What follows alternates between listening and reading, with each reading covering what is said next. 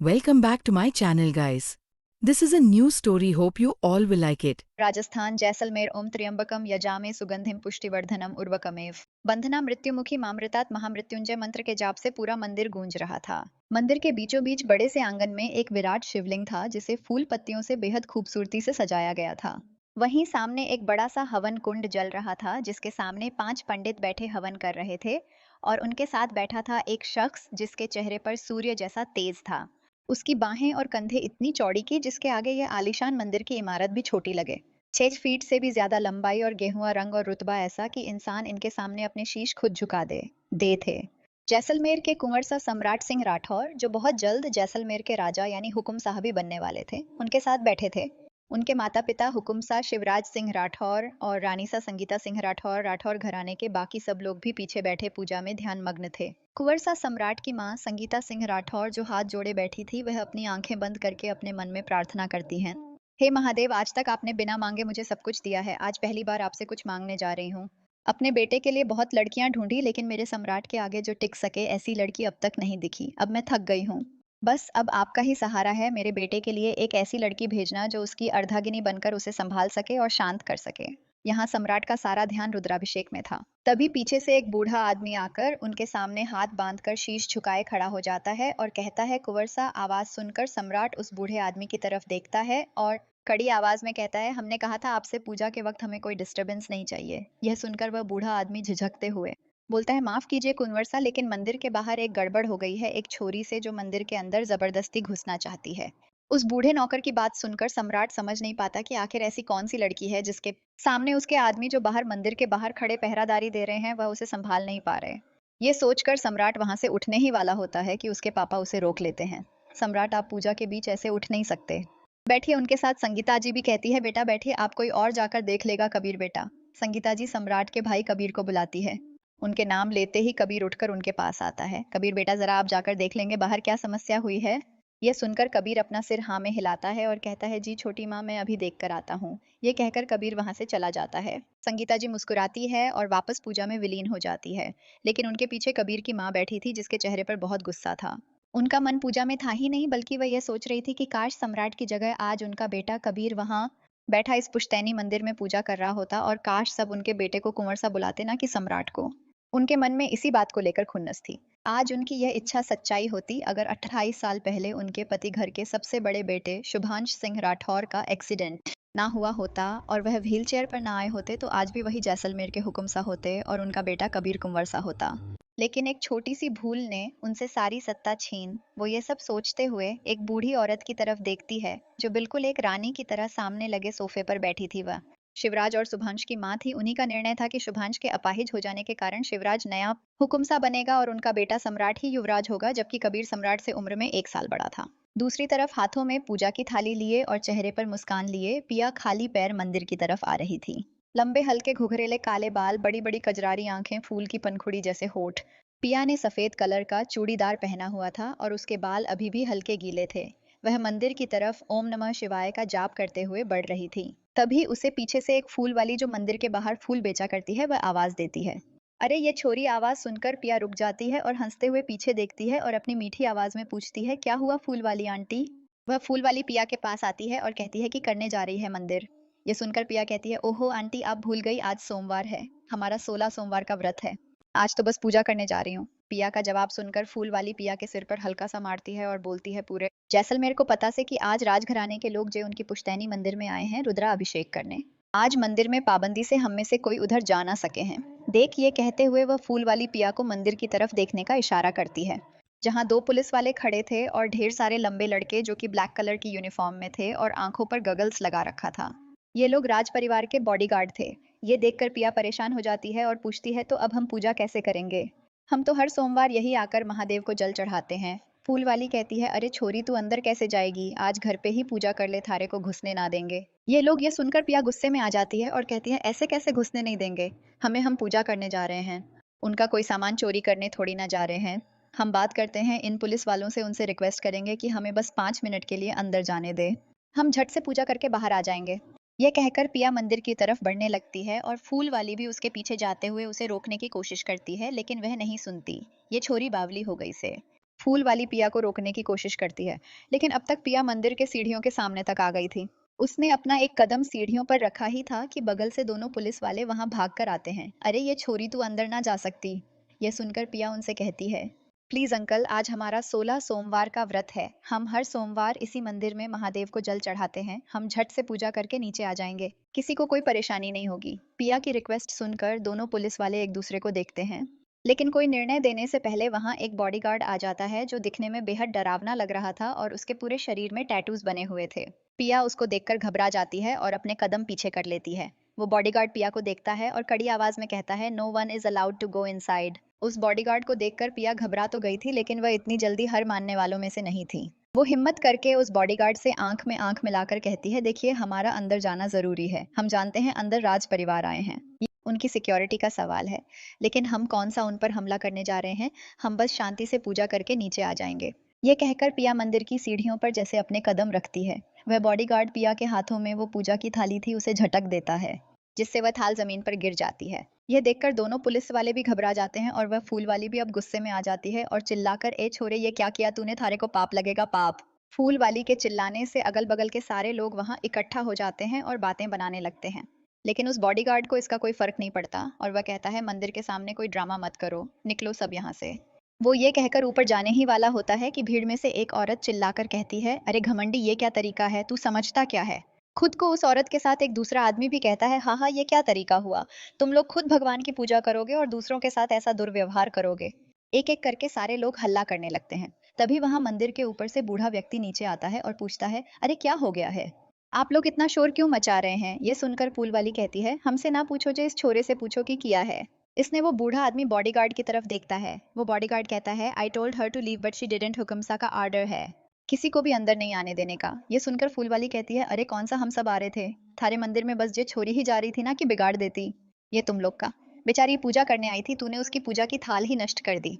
वो बूढ़ा व्यक्ति सबको शांत करते हुए कहता है, देखिए आप सब शोर मत करिए, हम अभी कुंवरसा से बात करके आते हैं। यह कहकर वह बूढ़ा व्यक्ति भागकर मंदिर के ऊपर आता है। यहाँ पिया अभी भी खड़ी अपने पूजा की थाल को देख रही थी, जिसे बहुत प्यार से सजाकर वो लाई थी।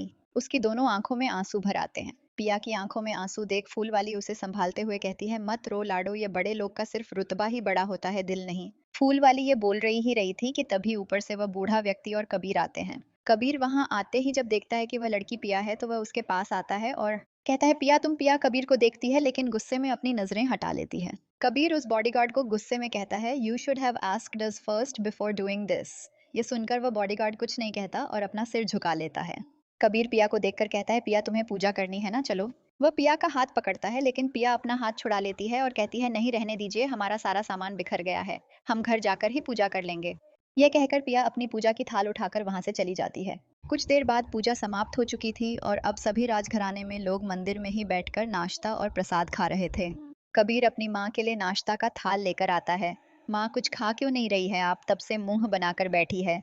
यह सुनकर कबीर की माँ चिढ़ जाती है और कहती है, थारे को बड़ी खुशी हो रही है, तू खा बैठ के।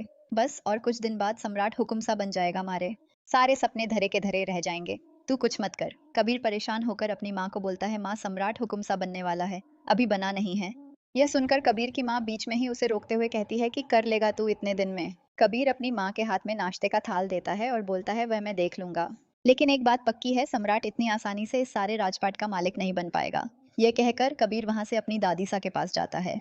यहाँ दादी सा सोफे पर बैठी थी और उनके बगल में सम्राट भी बैठा था। सम्राट अभी अभी मंदिर में ही बने हुए पवित्र तालाब से डुबकी लगाकर आया था, जिससे उसके बाल भीगे थे, और दादी सा टॉवल से उसके बाल सुखाते हुए कहती है, देख सम्राट, अब कुछ ही दिनों में थारे को हुकुम सा बनकर सारा राजपाट संभालना होगा।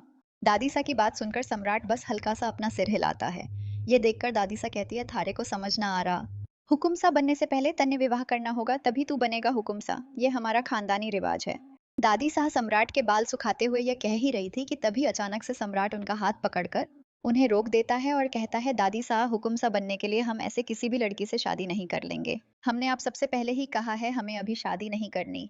अगर आपके लिए ये रिवाज इतना जरूरी है तो कबीर भाई साहब की शादी करवाकर उन्हें हुकुम सा बना दीजिए। यह सुनकर दादी सा तुरंत कहती है, सुन हमारी बात, हुकुम सा थारे को ही बनना होगा। थारे दादा सा की आखिरी इच्छा थी ये, और मैं अपने जीते जी उनकी इच्छा पूरी करके रहूंगी। तू अपनी दादी सा के लिए इतना नहीं करेगा? दादी सा की बातें सुनकर सम्राट परेशान होकर अपनी आंखें बंद कर लेता है और बात को चेंज करने की कोशिश करता है। वह हवन कुंड के पास खड़े कबीर को देखता है और उसे अपने पास बुलाता है।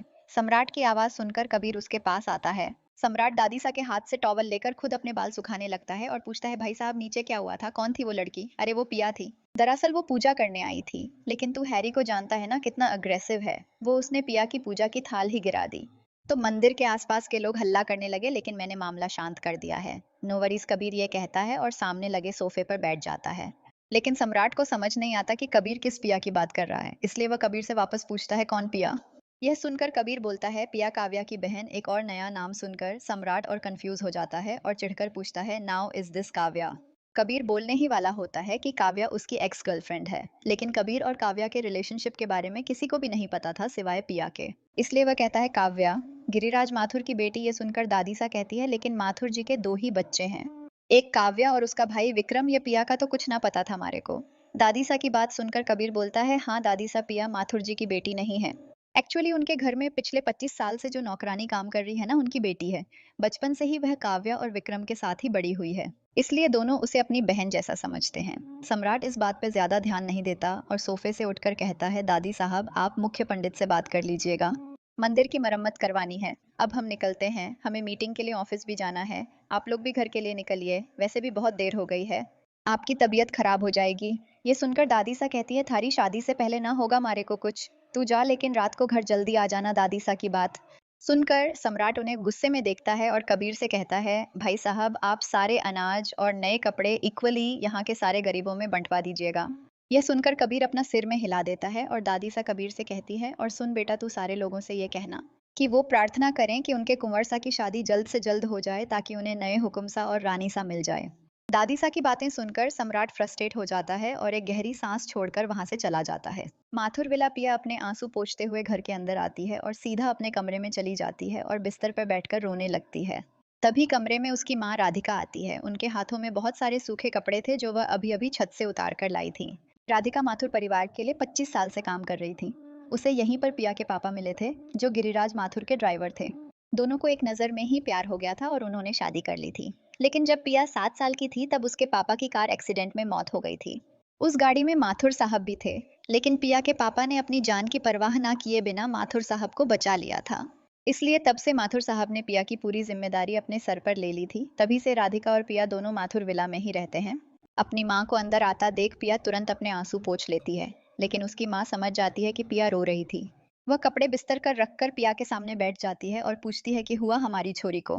पिया अपना सिर नमे हिला देती है और कहती है, कुछ भी तो नहीं राधिका। पिया का चेहरा पकड़कर उसकी आंखों ने देखती है और पूछती है, काव्या या माथुर साहब की पत्नी ने कुछ कहा? राधिका को लग रहा था कि हर बार की तरह इस बार भी काव्या ने या माथुर साहब की पत्नी ने पिया को कोई ताना मारा होगा। यह सुनकर पिया तुरंत अपना सिरनामे हिला देती है और कहती है, हम मंदिर गए थे पूजा करने, लेकिन आज वहां राज परिवार आए थे।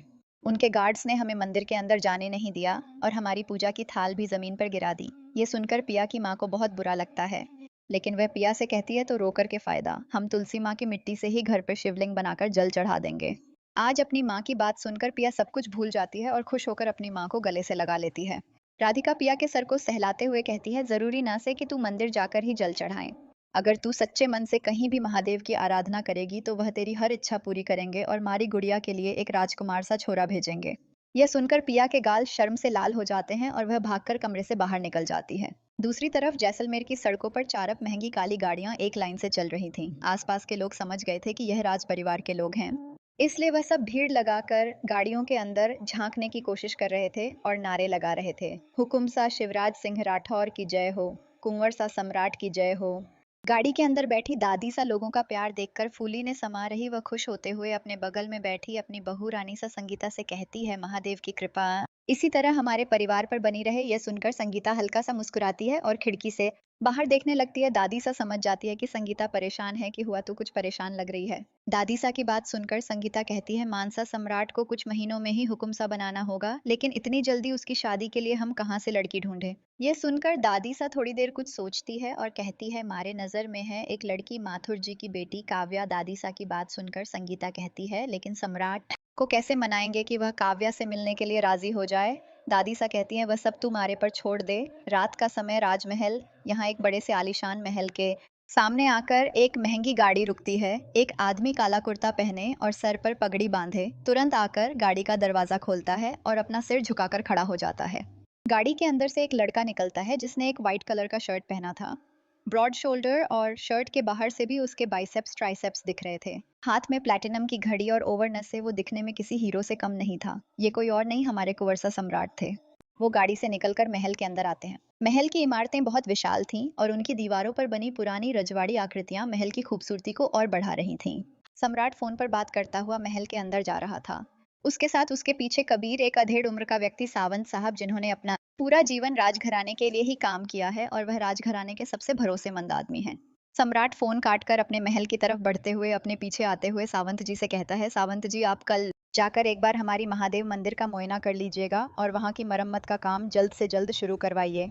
यह सुनकर सावंत जी हड़बड़ाते हुए कहते हैं, ठीक है कोबारसा, लेकिन एक बार आप भी हमारे साथ आकर देख लेते।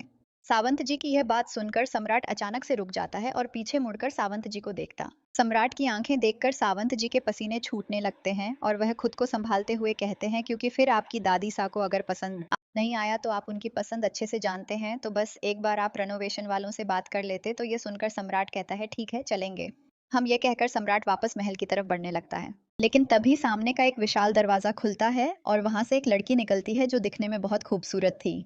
उसने एक हल्का पीले रंग का लहंगा पहना था। वह सम्राट को देखकर खुश हो जाती है और दौड़कर आकर उसे गले लगा लेती है। सम्राट भी उसे अपने गले से लगा लेता है। वह लड़की खुश होते हुए कहती है, भाई आज हम बहुत खुश हैं। सम्राट पूछता है, हाँ वह तो हमें दिख रहा है, लेकिन ये तो बताइए इतनी खुश क्यों हैं आप? यह सुनकर सृष्टि, जो सम्राट की छोटी बहन थी और फिलहाल बस 19 साल की थी, वह कहती है, खुश क्यों नहीं होंगे, आखिर बात ही ऐसी है। कल हम सब भाभीसा से मिलने जा रहे हैं। सृष्टि की बात सुनकर सम्राट कंफ्यूज होकर पूछता है, कौन सी भाभी? सम्राट का सवाल सुनकर सृष्टि शर्माते हुए हंसने लगती है और कहती है, हमारी अपनी भाभीसा, मतलब आपकी होने वाली वाइफ। ये सुनकर सम्राट का पारा चढ़ जाता है और वह गुस्से में घर के अंदर जाने लगता है। सृष्टि को कुछ समझ नहीं आता और वह भी परेशान होकर सम्राट के पीछे भागते हुए पूछती है, भाई क्या हो गया? सम्राट महल के बैठक में आता है। वहां सारा राज परिवार उपस्थित था। महल का बैठक बहुत विराट था। वहां दीवारों पर पुरखों की बड़ी बड़ी तस्वीरें लगी थीं और सारे फर्नीचर रॉयल टाइप्स के थे। दादी सा जो सोफे पर बैठी थी, वह सम्राट को देख खुश होकर कहती है, काफी अच्छे समय पर आया है तू, मने को थारे से कुछ बात करनी है।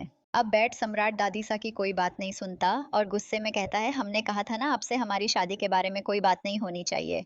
कल कहाँ जा रहे हैं आप लोग? ये सुनकर संगीता जी कहती है, क्यों, हम आपकी शादी की चिंता नहीं करेंगे तो और कौन करेगा? आप क्यों नहीं समझ रहे हैं बेटा?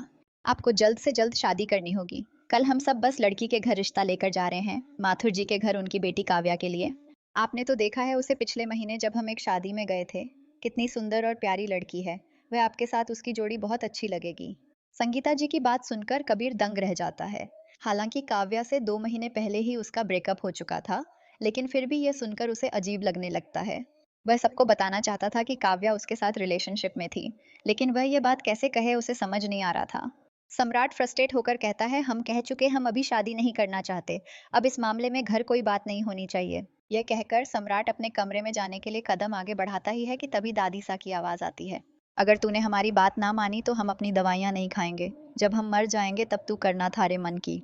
यह सुनकर सम्राट के कदम खुद रुक जाते हैं। वह दादी शाह को गुस्से में देखकर कहता है, दादी शाह हमें इमोशनली ब्लैकमेल मत करिए। सम्राट के पिताजी शिवराज सिंह राठौर सोफे से उठकर सम्राट के पास आते हैं और कहते हैं, आप क्यों नहीं मानते मानसा और संगीता जी की बात? शादी तो आपकी कभी ना कभी करनी ही है। हमारी तबीयत अब ठीक नहीं रहती है, अब हुक्म सा होने की जिम्मेदारियां और नहीं संभाल सकते। अब अपनी जिद छोड़िए और मान जाइए। शादी के लिए सम्राट के पास अब और कोई रास्ता नहीं बचा था। वह जानता था कि दादी साहब उससे भी ज्यादा जिद्दी है। उनकी जिद की ही वजह से सम्राट न्यूयॉर्क से वापस भारत आया था और हुक्म सा बनने के लिए राजी हुआ था। और अब दादी शाह की जिद के कारण उसे ये शादी भी करनी ही पड़ेगी। वह कुछ नहीं कहता और अपने कमरे में चला जाता है। ये देखकर संगीता जी खुश हो जाती है और कहती है, मानसा तीर निशाने पर लग गया। हमारे कुंवरसा ने कोई जवाब नहीं दिया, इसका मतलब वो मान गए हैं। यह सुनकर दादी सा भी खुश हो जाती है और कहती है, हाँ हाँ, अब तू जा, जल्दी तैयारियां कर। कल सुबह ही हम माथुर जी के घर जाकर उनकी छोरी काव्या का हाथ मांग लेंगे। संगीता जी मुस्कुराती हुई कहती है, जी घर में सभी बहुत खुश हो जाते हैं। लेकिन कबीर की माँ गुस्से में उठकर अपने कमरे में चली जाती है और कबीर अपने मन में यह तय कर लेता है कि वह किसी भी हाल में यह शादी नहीं होने देगा। ना सम्राट हुकुम सा बनेगा और ना काव्या रानी सा बनेगी। अगले दिन माथुर विला में सुबह से ही तैयारियां शुरू हो गई थीं। माथुर साहब और उनकी पत्नी तो मानो खुशी से 7वें आसमान पर थे। उन्हें विश्वास नहीं हो रहा था कि खुद राज परिवार से काव्या के लिए रिश्ता आया है, वह भी कुंवरसा का। माथुर साहब की पत्नी कविता अपनी साड़ी का पिन ठीक करते हुए काव्या के कमरे में आती है और देखती है कि काव्या अभी भी अपने चेहरे पर फेस पैक लगाए बैठी थी और पिया उसके हाथों में नेल पॉलिश लगा रही थी। वह यह देखकर परेशान होते हुए कहती है, अरे लड़कियों, काव्या तू अब तक तैयार नहीं हुई, कुंवरसा के सामने क्या ऐसे जाएगी? यह सुनकर काव्या अपने दोनों आंखों से खीरे के स्लाइसेस हटाती है और अपनी माँ को देखकर कहती है, ओहो माँ, मैं टाइम पर तैयार हो जाऊंगी, डोंट वरी। और आज तो ऐसा तैयार होंगी कि कुंवरसा की नजर ही नहीं हटेगी मुझसे। काव्या की माँ काव्या की बलाई लेते हुए कहती हैं, हाँ हाँ, आखिर मेरी बेटी है ही इतनी सुंदर, हो देखे देखता रह जाए। अच्छा सुन पिया, तू काव्या को तैयार करके महादेव मंदिर चली जाना। ये सुनकर पिया पूछती है, क्यों बड़ी माँ? काव्या की माँ कहती है, ज्यादा सवाल मत कर, घर का रिवाज है, जब लड़के वाले लड़की को देखने आते हैं तो हम सूर्यदेव को घी का दिया और फल अर्पित करते हैं, तो तू मंदिर में जो तालाब बना है ना, उसमें डुबकी लगाकर 25 बार सूर्यदेव का जाप करके फल अर्पित कर देना, अच्छा शगुन होगा। वैसे भी तू यहाँ रह कर के करेगी, थारा कोई काम नहीं है यहाँ। ये कहकर काव्या के माँ जाने लगती है, लेकिन पिया कहती है, बड़ी माँ, मंदिर वाले तालाब का पानी तो बहुत ठंडा होगा अभी। तो पिया ये कह ही रही थी कि बड़ी माँ की गुस्से वाली आंखें देखकर वह तुरंत बोलती है, कोई बात नहीं, ठंडा हुआ तो क्या हुआ, काव्या दी के लिए तो मैं इतना कर ही सकती हूँ। यह सुनकर काव्या की माँ मुंह बनाकर वहां से चली जाती है।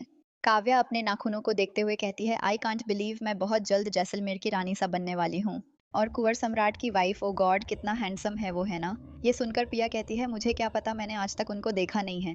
इस पर काव्या कहती है, देखेगी तो देखती रह जाएगी। पिया काव्या के पास आती है और धीमे आवाजों में कहती है, लेकिन कबीर। यह सुनकर काव्या गुस्से में कहती है, नाम मत ले उसका, मेरा उससे कोई लेना देना नहीं है।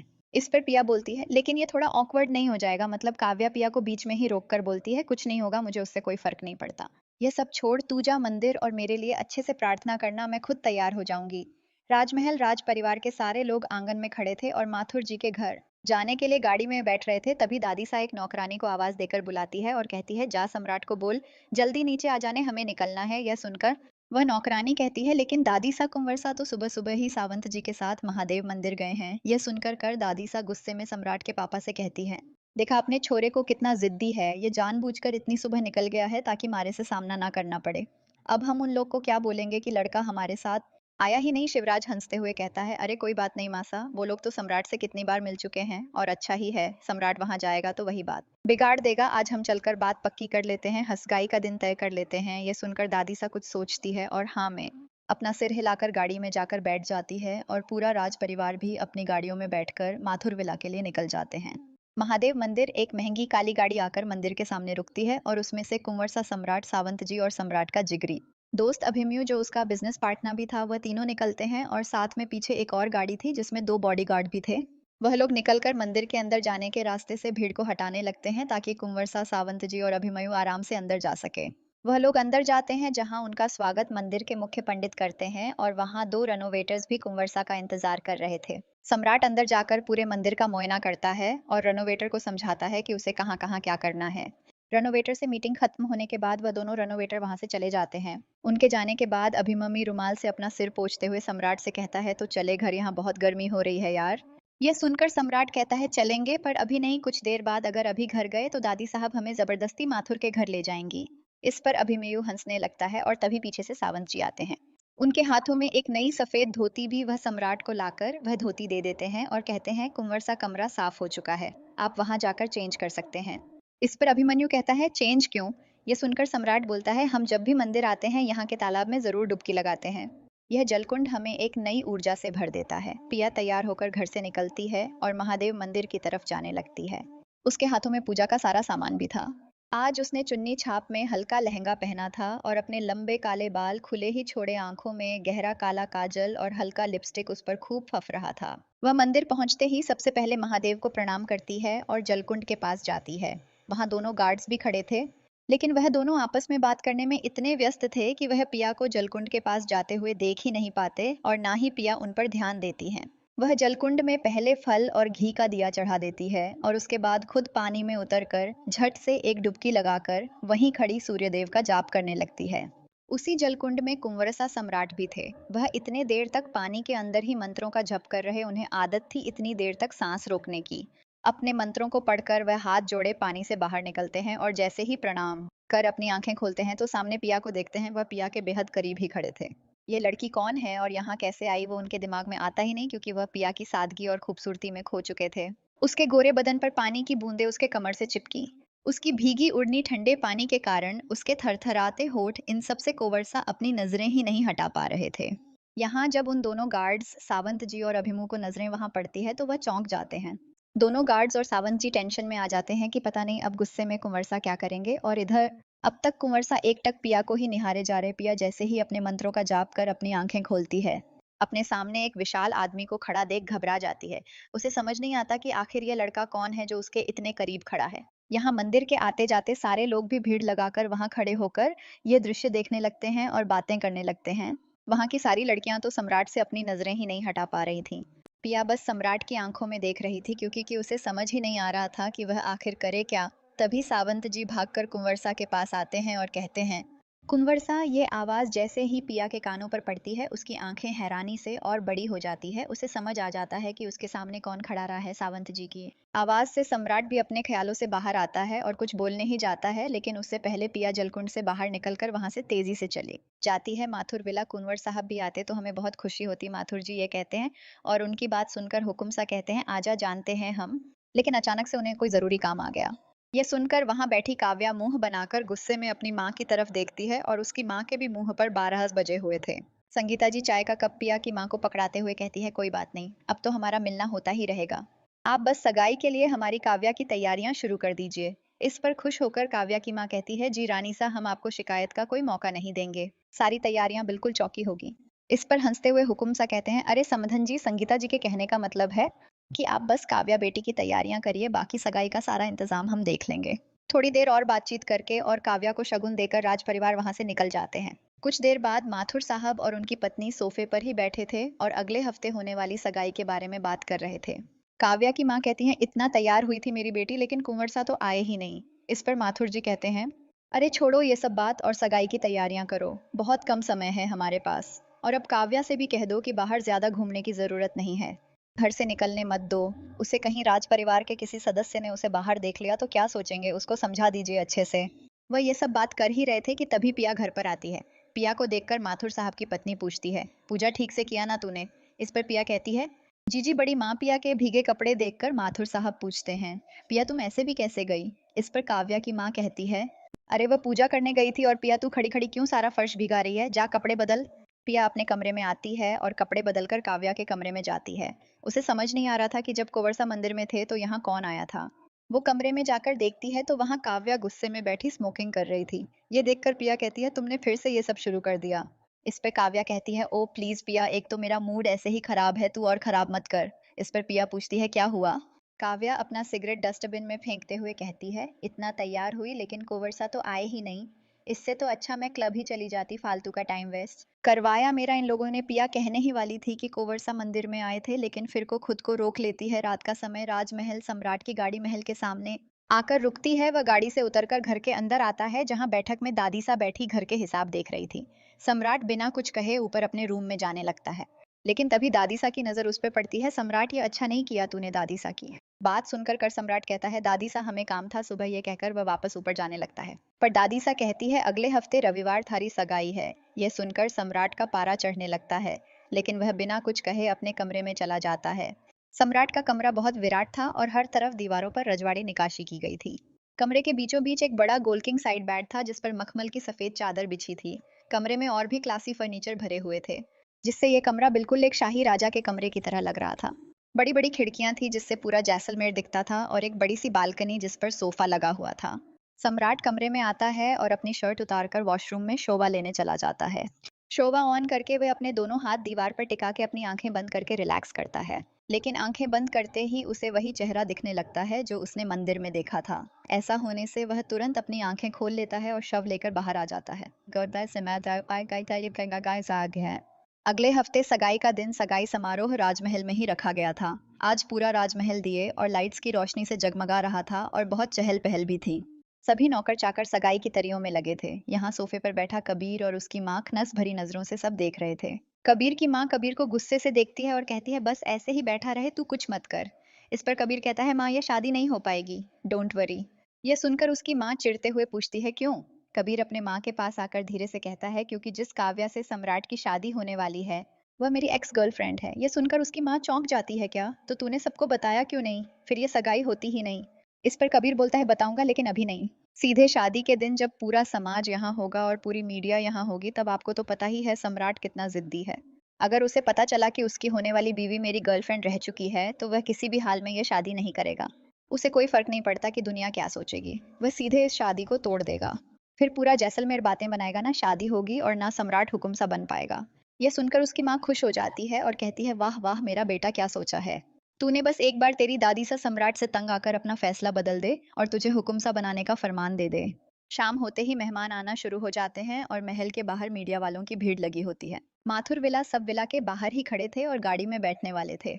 राजमहल जाने के लिए काव्या ने एक बहुत ही सुंदर ब्लू कलर का डिजाइनर लहंगा पहन रखा था। वह काफी सुंदर लग रही थी और बार बार खुद को हैंड मिरर में निहार रही थी। माँ मैं कैसी लग रही हूँ? इस पर उसकी माँ उसकी बलाया लेते हुए कहती है बिल्कुल परी जैसी लग रही है। ये कहकर उसकी माँ माथुर साहब से कहती है अरे अब चले देर हो जाएगी वरना हमारी तरफ से आए हुए लोग भी अब तक राजमहल पहुंच चुके होंगे। इस पर माथुर साहब कहते हैं हाँ लेकिन पहले फलों की टोकरी आएगी तब निकलेंगे ना। फल वाले ने कहा था वह टोकरी सजवाकर अपने बेटे के हाथ से भिजवा देगा, पता नहीं कहाँ रह गया, अब तक आया नहीं। यह सुनकर काव्या की माँ कहती है अरे तो पिया है ना, वह लेते आएगी टोकरी, बाद में हम लोग सब निकलते हैं। इस पर वहां खड़ा काव्या का बड़ा भाई विक्रम कहता है अरे वह लड़की अकेले कैसे जाएगी वहां। ये सुनकर काव्या की माँ कहती है क्यों नहीं आ पाएगी, ऐसे तो अकेले हर काम करने चली जाती है, हमारी बेटी के लिए इतना ना कर पाएगी। काव्या की माँ ये कह ही रही थी कि उतनी देर में वहां पिया और उसकी माँ आ जाते हैं। पिया ने सब कुछ सुन लिया था इसलिए वह कहती है हाँ भाई मैं अकेले आ जाऊंगी फलों की टोकरी लेके। गिरीश अंकल है ना, वह मुझे अपनी ऑटो से छोड़ देंगे। आप लोग निकलिए, देर हो रही होगी। इस पर विक्रम कहता है ठीक है तो पापा मम्मी आप काव्या और राधिका माँ को लेकर जाइए, मैं पिया के साथ ऑटो में आ जाऊंगा। विक्रम पिया को अकेला नहीं छोड़ना चाहता था क्योंकि वह पिया को अपनी बहन की तरह ही प्यार करता था और उसे इस बात का भी डर था कि जो पल वाले का बेटा है वह पिया को मन ही मन बहुत पसंद करता है। हालांकि उसे इससे कोई तकलीफ नहीं थी क्योंकि वह काफी अच्छा और सीधा साधा लड़का था, लेकिन फिर भी वह पिया को अकेला नहीं छोड़ना चाहता था। यह सुनकर काव्या की माँ गुस्से में कहती है अरे जब वहां तेरे बारे में सब लोग पूछेंगे तो हम क्या जवाब देंगे। पिया भी कहती है भाई आप जाओ मैं आ जाऊंगी, वैसे भी अभी मुझे तैयार होना है। बहुत बोलने पर विक्रम राजी हो जाता है जाने के लिए। इसके बाद काव्या, उसके मम्मी पापा, विक्रम और पिया की माँ राजमहल के लिए निकल जाते हैं। कुछ देर बाद पिया अपने रूम में खड़ी शीशे के सामने तैयार हो रही थी। उसने सुनहरे रंग का अनारकली सूट पहन रखा था, आंखों में गहरा काजल और हल्के सुर्ख लाल होठ उसकी खूबसूरती पर चार चांद लगा रहे थे। उसने अपने कानों में झुमके पहने थे जिस पर छोटे छोटे घुंघरू लटके थे जो छन छन गूंज रहे थे। वह अपने लंबे काले बालों में कंघी कर ही रही थी कि तभी डोरबेल की घंटी बजती है। वह कंघी रखकर झट से नीचे जाती है। यहाँ हाथों में फली की टोकरी अयान बेसब्री से गेट के खुलने का इंतजार कर रहा था और प्रे कर रहा था कि काश पिया ही दरवाजा खोले। वो ये सब सोच ही रहा था कि तभी दरवाजा खुलता है और पिया बाहर आती है। पिया को देखकर अयान उसकी खूबसूरती में खोसा जाता है। वह पिया से बहुत प्यार करता है, लेकिन आज तक उसने इस बात का इजहार पिया से नहीं किया है क्योंकि उसे कभी हिम्मत ही नहीं हुई। अयान कहाँ खो गए? पिया की आवाज सुनकर अयान अपने ख्यालों से बाहर आता है और पिया को फलों की टोकरी देते हुए कहता है नहीं, कुछ नहीं। पिया अंदर जाने को होती है, लेकिन अयान अभी भी खड़ा था और पिया को समझ नहीं आता कि वह अभी भी यहाँ क्यों खड़ा है। वह अयान से पूछती है क्या हुआ? तुम अच्छा हाँ पैसे वो अभी घर पे कोई है नहीं, तुम बाद में विक्रम भाई से बात कर लेना। और वो पिया कुछ कह ही रही थी कि अयान कहता है अरे नहीं नहीं पैसों की बात नहीं है, वो नहीं कुछ नहीं मैं चलता हूँ। ये कहकर अयान हड़बड़ाते हुए वहां से चला जाता है। राजमहल काव्या अब बहुत सुंदर लग रही है। सम्राट की माँ मुस्कुराते हुए सोफे पर बैठी हुई काव्या से कहती है सभी कोई बैठक में बैठे बातचीत कर रहे थे। आए हुए मेहमान भी काव्या की खूबसूरती की तारीफ कर रहे थे, लेकिन काव्या बार बार इधर उधर देखकर सम्राट को ढूंढने की कोशिश कर रही थी। वह अपने बगल में बैठी हुई माँ को इशारा करती है और उसकी माँ सभी से पूछती है वह हमारे होने वाले दामाद जी दिखाई नहीं दे रहे और कितना तरसाएंगे हमें। यह सुनकर दादी सा कहती है कुछ काम से बाहर चला गया है, हमने तो काफी रोका लेकिन वो कहाँ किसी की सुनता है। सावन कहाँ गए हैं कुंवर सा? तो इस पर सम्राट की माँ कहती है अरे हमारी बात हुई है उनसे, वह बस आ रहे हैं। गिरीश अंकल की ऑटो राजमहल से थोड़ी दूरी पर आकर रुकती है क्योंकि वहां खड़े गार्ड्स ऑटो को और अंदर तक नहीं जाने दे रहे थे। इसलिए पिया वहीं ऑटो से उतरकर गिरीश अंकल को बाय बोलकर फल की टोकरी लिए राजमहल की तरफ बढ़ने लगती है। फल की टोकरी बहुत भारी थी और पिया उसे ठीक से संभाल भी नहीं पा रही। वो टोकरी संभालते हुए जब आगे सोने सा चमकता राजमहल देखती है तो देखती रह जाती है। उसे खुशी हो रही थी कि उसकी बहन काव्या की शादी कुंवरसा से हो रही है और काव्या अब इस महल में रहेगी जिसके सपने वह बचपन से देखती आई है। यहाँ सम्राट भी फोन पर बात करते हुए गाड़ी ड्राइव कर रहा था। उसका सारा ध्यान फोन पर ही था जिसकी वजह से वह सामने से जाती हुई पिया को देख नहीं पा रहा था और यहाँ पिया भी राजमहल को देखते हुए आगे बढ़ रही थी। सम्राट फोन पे बात करके रखता है और सामने देखता है तो एक लड़की रास्ता क्रॉस कर रही थी, गाड़ी उसके काफी सामने तक आ चुकी। इतने में ही पिया भी गाड़ी की तरफ देखती है और अपने बिल्कुल सामने तेजी से आती हुई बड़ी सी गाड़ी को देखकर दंग रह जाती है। उसे समझ नहीं आ रहा था कि वह क्या करे। अब उसे विश्वास हो गया था कि आज उसका आखिरी दिन है। गाड़ी बहुत तेजी से उसके पास ही आ रही थी। डर से फल की टोकरी उसके हाथ से छूट जाती है और वह अपने दोनों हाथों से अपना चेहरा छुपाकर मौत का इंतजार करने लगती है। लेकिन अचानक गाड़ी उसके बेहद करीब आकर रुक जाती है। सम्राट गुस्से में गाड़ी से तुरंत उतरता है। उसे समझ नहीं आ रहा था कि आखिर कौन है ये नासमझ लड़की जो रास्ते से न हटकर यही खड़ी आराम से अपने मरने का इंतजार कर रही थी। वह उस लड़की के पास आता है और उसके चेहरे से उसका हाथ हटाकर कुछ कहने ही जाता है कि उस लड़की का चेहरा देख वो अपने सारे शब्द भूल जाता है। पिया की आंखें डर से अभी भी बंद थीं। यह देखकर सम्राट उससे कहता है, लुक एट मी। पिया अपनी आंखें धीरे से खोलती है और अपने सामने खड़े कुंवरसा को देखकर घबराहट से उसका दिल जोरों से धक धक करने लगता है। सम्राट जब पिया की काजल से सनी आंखें देखता है तो उसमें खोसा जाता है, कौन है आप? सम्राट पिया से ये पूछता है, लेकिन पिया को समझ नहीं आ रहा था कि वह क्या जवाब दे। वो अपने कलाइयों की तरफ देखती है जो सम्राट ने अभी भी पकड़ रखा था। पिया को कुछ ना कहता देख सम्राट वापस अपनी कड़ी आवाज में पूछता है, हम कुछ पूछ रहे हैं आपसे। यह सुनकर पिया धीमी आवाज में कहती है, हम काव्या दी की बहन हैं। पिया की बात सुनकर सम्राट तुरंत उसका हाथ छोड़ देता है। उसे अब अजीब लगने लगता है कि जिस लड़की की खूबसूरती को वह निहार रहा था वह उसकी होने वाली साली है। वह अपनी नजरें पिया से हटा लेता है और नीचे गिरे हुए फलों को देखता है। इतने में वहां 2-3 गार्ड्स आकर फलों को उठाने लगते हैं। पिया हिचकिचाते हुए कहती है, आई एम सॉरी कुंवरसा, ये सारे फ्रूट्स गिर गए। ये आप लोगों के लिए था हमें। इस पर सम्राट कहता है, इट्स ओके, आप जाइए अंदर। ये कहते हुए सम्राट उसे राजमहल के अंदर जाने का इशारा करता है। पिया कुछ कहना चाहती थी लेकिन कुंवरसा का एटीट्यूड उसे अच्छा नहीं लग रहा था। उन्होंने उसे अपनी बात ही पूरी नहीं करने दी और ना ही एक बार भी गाड़ी तेज चलाने के लिए सॉरी बोला। सच ही कहते हैं सब इन अमीर लोगों का सिर्फ रुतबा ही बड़ा होता है, दिल नहीं। वह वहां खड़ी ये सब सोच ही रही थी कि तभी सम्राट की आवाज आती है, कुछ चाहिए आपको? यह सुनकर पिया अपना सिर तुरंत नामे में हिलाती है और वहां से जाने लगती है। सम्राट अपनी पूरी कोशिश कर रहा था कि वह पिया की तरफ ना देखे, लेकिन फिर भी उसकी नजरें राजमहल के अंदर जाती हुई पिया पर चली ही जाती है। उसके लंबे काले बाल जो उसकी कमर से भी नीचे तक आते थे। सम्राट पिया के बालों को निहार ही रहा था कि पिया अपने बाल अपने पीठ से सरकाकर आगे कर लेती है और सम्राट तुरंत अपनी नजरें हटा लेता है और खुद को समझाता है कि वह जिस नजर से वह पिया को देख रहा है वह गलत है। कुछ देर बाद सभी लोग अब बाहर बड़े से रॉयल गार्डन में इकट्ठा हो गए जहां एक बड़ा सा स्टेज बनाया हुआ था एंगेजमेंट के लिए। यहाँ काव्या मुंह फुलाए उसी स्टेज पर रखे हुए सिंहासन जैसे सोफे पर बैठी थी जिसका एक साइड बिल्कुल खाली था क्योंकि सम्राट वहां आ ही नहीं रहा था। वह बस वही बैठी गुस्से में सम्राट को देख रही थी जो दूर खड़ा कुछ लोगों से बात कर रहा था। इतने में ही एक आवाज आती है, हेलो माय लव। यह सुनकर काव्या तुरंत पीछे मुड़कर देखती है जहां कबीर खड़ा था। उसे देखकर वह तुरंत उस सोफे से उठ जाती है और गुस्से में धीरे से कहती है, तुम क्या कर रहे हो यहाँ? जाओ वरना कोई देख लेगा। इस पर कबीर कहता है, कोई देख लेगा? तुम्हें इस बात का डर है? आखिर कब तक तुम हमारे सच को छुपा पाओगी? यह सुनकर काव्या कहती है, जब तक तुम अपना मुंह बंद रखोगे तब तक सब कुछ ठीक रहेगा। अब हमारे बीच कुछ नहीं बचा है। इस पर कबीर आगे बढ़ते हुए बोलता है, लेकिन कबू मैं अपना मुंह क्यों बंद रखूं? क्या मिलेगा मुझे ये करके? काव्या को समझ नहीं आ रहा था कि वह कबीर से अपना पीछा कैसे छुड़ाए। उसे डर लग रहा था कि कहीं सम्राट या कोई और ये देख ना ले। इसलिए वह कहती है, तुम जो चाहोगे वह मिलेगा, लेकिन प्लीज अपना मुंह बंद रखो। ये सुनकर कबीर मुस्कुराता है और वहां से चला जाता है। कुछ देर बाद सारी रिस्में करके अब एंगेजमेंट की बारी थी। सम्राट काव्या के साथ ही खड़ा था, लेकिन उसने एक बार भी काव्या की तरफ देखा नहीं था और इसी कारण काव्या को गुस्सा आ रहा था। महादेव आप दोनों की जोड़ी सलामत रखे और आपको ढेर सारी खुशियां दे। सम्राट की माँ खुश होकर कुंवर सा और काव्या को देखते हुए कहती है, दादी सा कहती है, चलो अब अंगूठी की रस्म कर लेते।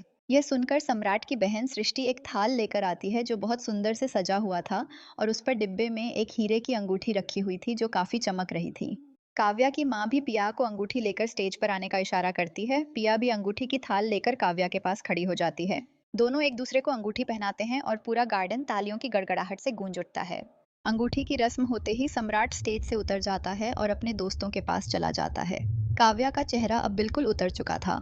यह देखकर सम्राट की माँ कहती है, काव्या बेटा आप बुरा मत मानिए, सम्राट इतनी जल्दी किसी से घुल मिल नहीं पाता। वो बिल्कुल नारियल की तरह बाहर से सख्त पर अंदर से नर्म, और हमें पूरा विश्वास है कि आप उसके दिल में अपने लिए जगह बना ही लेंगी। यह सुनकर काव्या फेक स्माइल देती है और सोफे पर बैठ जाती है।